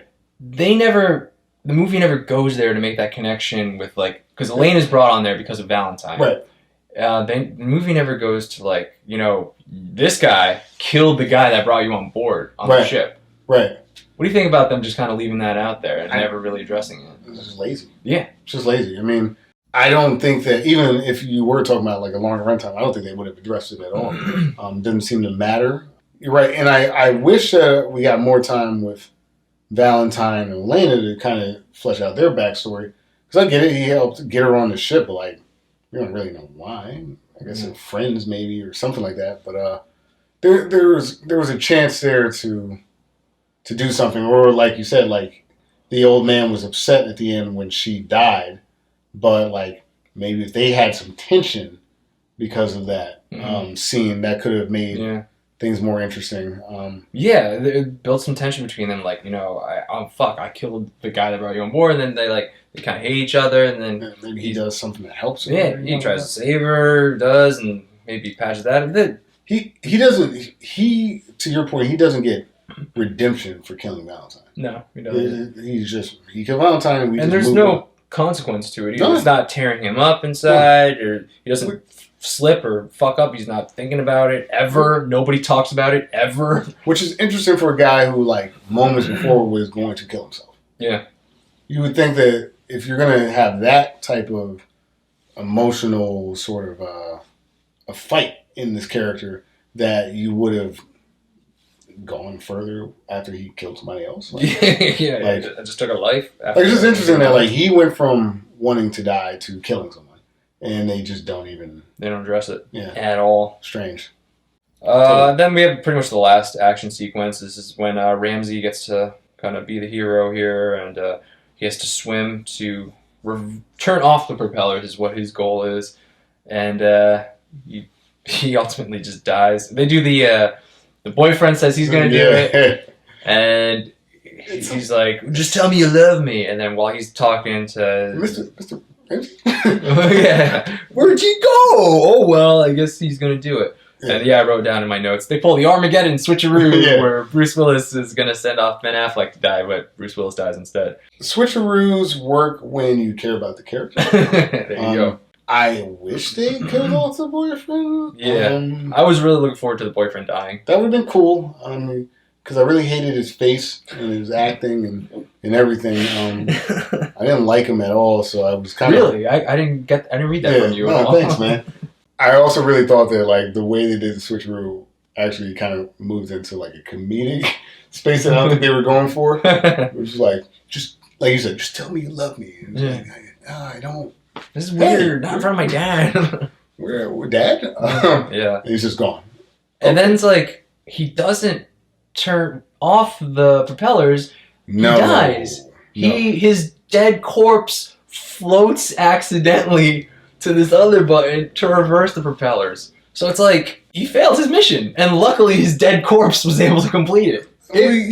I fucking laughed. I broke out laughing at that moment. I couldn't help it. The translation, I think that, like, they were trying to say that he, like, self-consciously actually hit that button, but it does look very corpsey. I'm pretty sure he convulsed and died, and then was just floating up to the button. It was... Yeah, well, that would take a lot of meaning out of his death.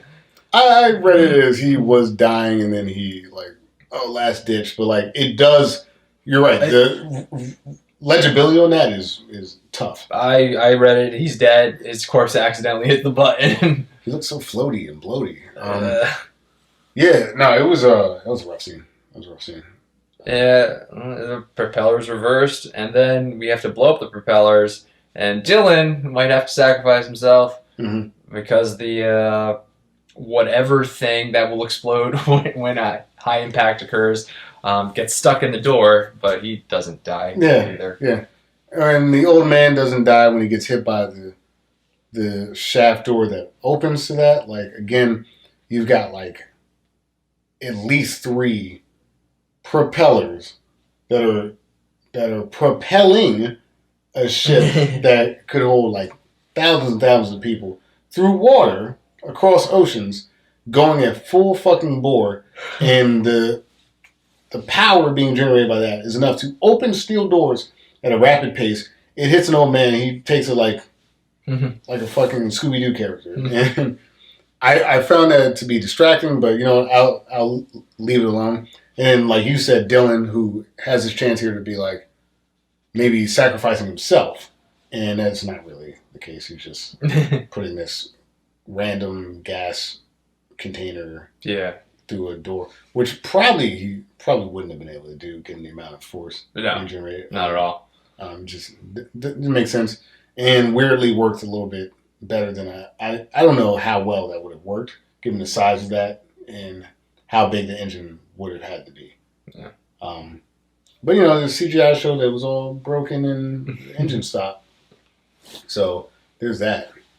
I just gotta imagine the propeller could probably, with all this stuff in the ocean, it could probably take a little bit more. Yeah, it wasn't believable that it would explode like that and just turn off. It wouldn't do anything to it, I don't think. Nah, probably not. But, that's the movie, yeah. Right? They gotta get out, or else we just watched an hour and a half of people just living a little bit longer. Yeah.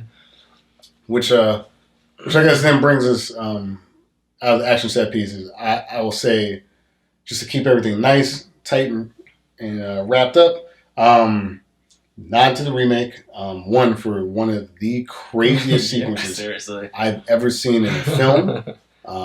It's just a shame that they don't touch upon it again, or they're not able to get to that level again the rest of the movie. This is true. And also because even if some things aren't believable, keeps it tight and just lets you move on. Maybe to a fault of feeling a little rushed, because clearly the movie was probably supposed to be a little bit longer.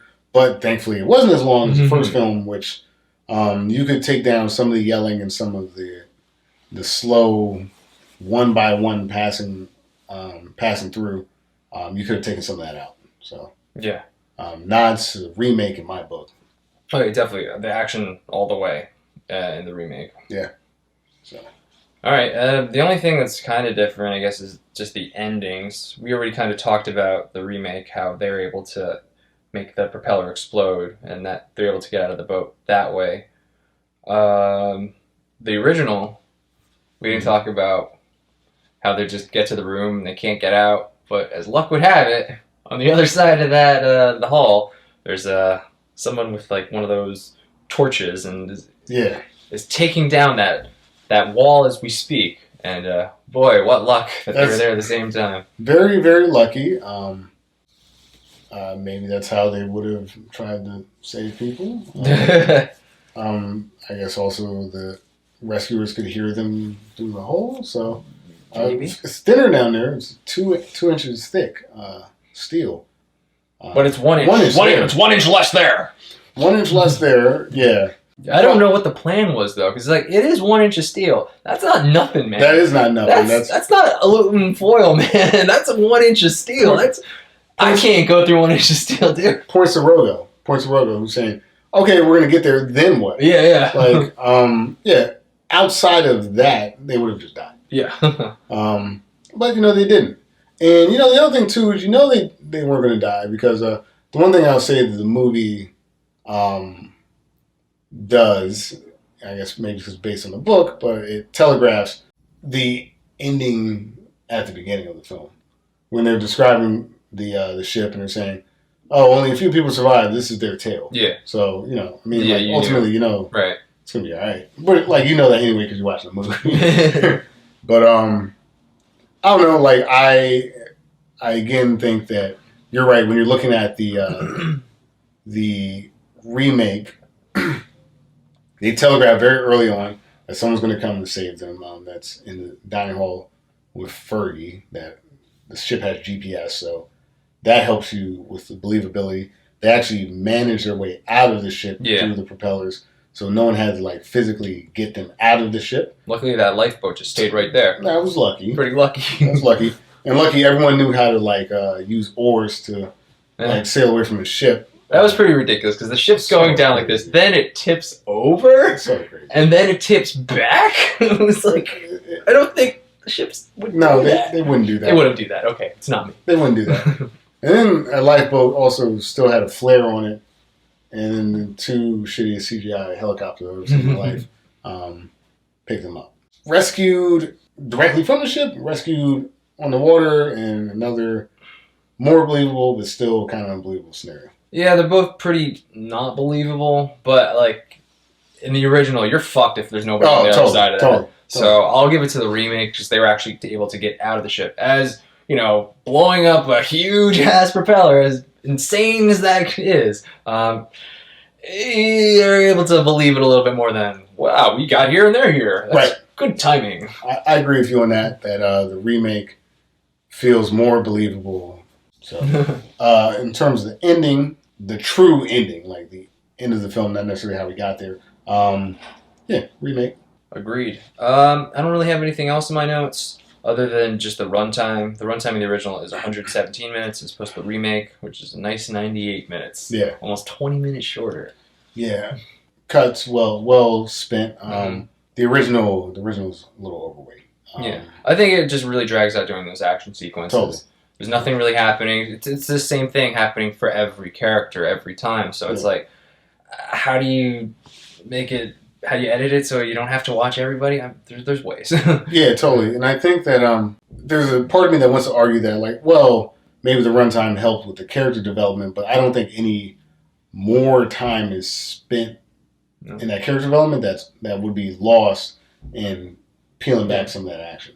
And a bunch of those characters are still underdeveloped in the original anyway. Totally. Like Mr. Martin. Mr. Martin, Nani. God, I hate Nani. Yeah, Nani's not great. Oh, my brother. Yeah, we saw him in the first. God, please don't start singing. Yeah. Is there anything else you want to talk about in the movie? Nothing outside of some of like the little like trivia and extracurricular stuff. I think that we've spent more time thinking about this film than some of the people that wrote the film. I'm good. I'm good, yeah. I'm going to get off this boat. Should we get to the verdict then? Let's get to the verdict. All right, Reggie. Should the remake, Poseidon, exist? There are scenes that I like in the remake. There are things about the remake that I like. As you can tell, I've seen it a couple times. I probably have more of a morbid fascination with it than anything else. To be honest, though, like, they don't tread any new ground. They get regressive with characters. I enjoy watching these when I have like literally nothing else to do, but it's not a good film at all. The CGI looks really bad. Fergie is no longer relevant in this space. There's just a lot of issues with the remake, and there's not any real character that hooks you back in. There are things that happen, like, for instance, the elevator shaft scene, which is still boggles my mind every time I see it. But, like, when you really get down to it, it's not really a good movie, and it probably shouldn't exist. Oh, wow. All right, well, when I was watching the original, I was trying to think of things that the remake could do to improve it. And first and foremost was the action sequences. And yes, the action sequences are much better in the remake. I also, Gene Hackman is our lead character. I didn't really care for him that much. The whole renegade reverend who's cursing at God all the time, I just so heavy-handed. I was really hoping that they wouldn't have that character in there, and I'm glad he wasn't. I did miss the fact that we didn't have Mrs. Rosen. Like I said, she's my favorite character, best story arc of either of the movies.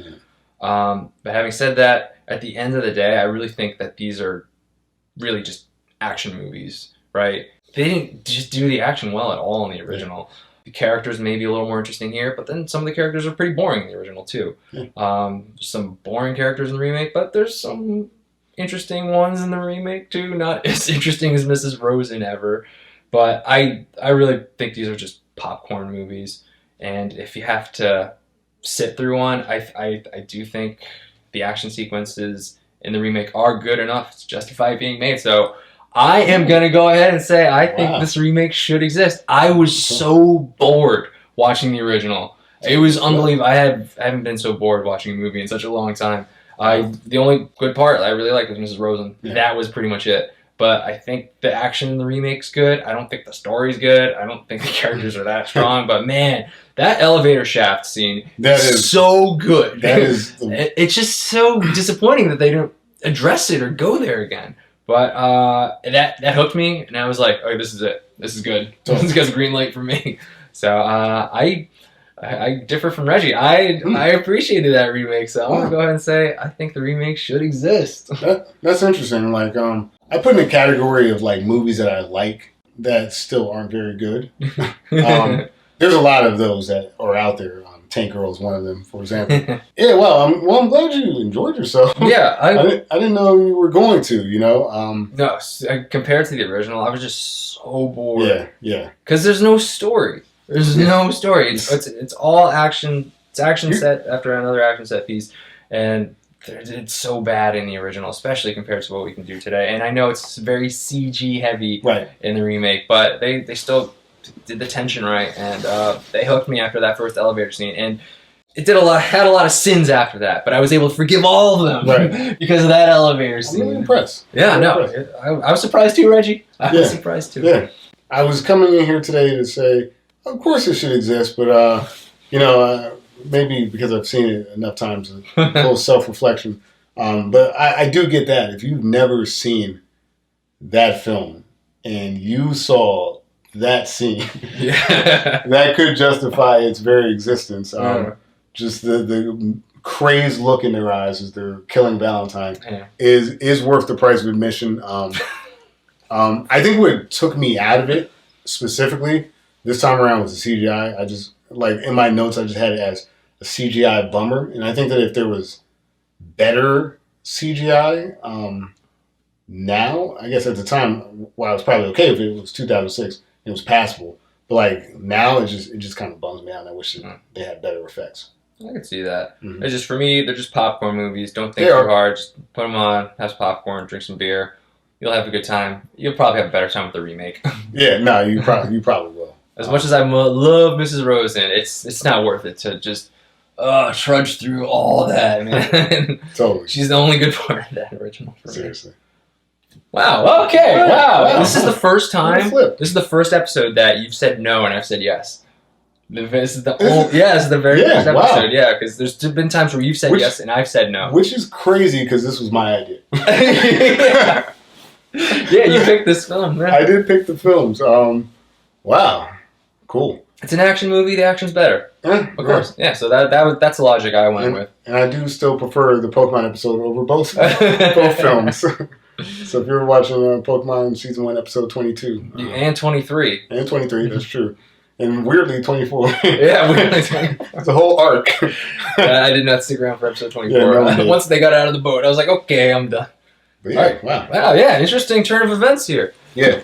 I'll say this for a little bit of backstory. You can look up all the trivia and stuff you want, but this movie, the original, The Poseidon Adventure, was produced by Irwin Allen, who at the time when he was trying to make the film, Hollywood was shifting away from a lot of big budget things at the time, and it was rumored around town. It was called Irwin's Folly. Like they thought that this was like a completely overweight film, that it was going to like not go well. They had trouble actually making it. Fox, I believe, was running it, and they gave him a budget. They took the budget. He basically went back and like, could you give me half? He found other investors, so it ended up being a $5 million film. 2.5 of that was from outside investors who never actually paid any money, but got paid a ton because the movie was a critical success. And Irwin Allen, the producer of The Poseidon Adventure, is known in Hollywood as the master of disaster. This was one of many disaster films that were very popular at the time until basically Airplane shit all over that genre because there were so many tropes that happened. And then, 2006, and around that time, we got the bug for disaster movies again.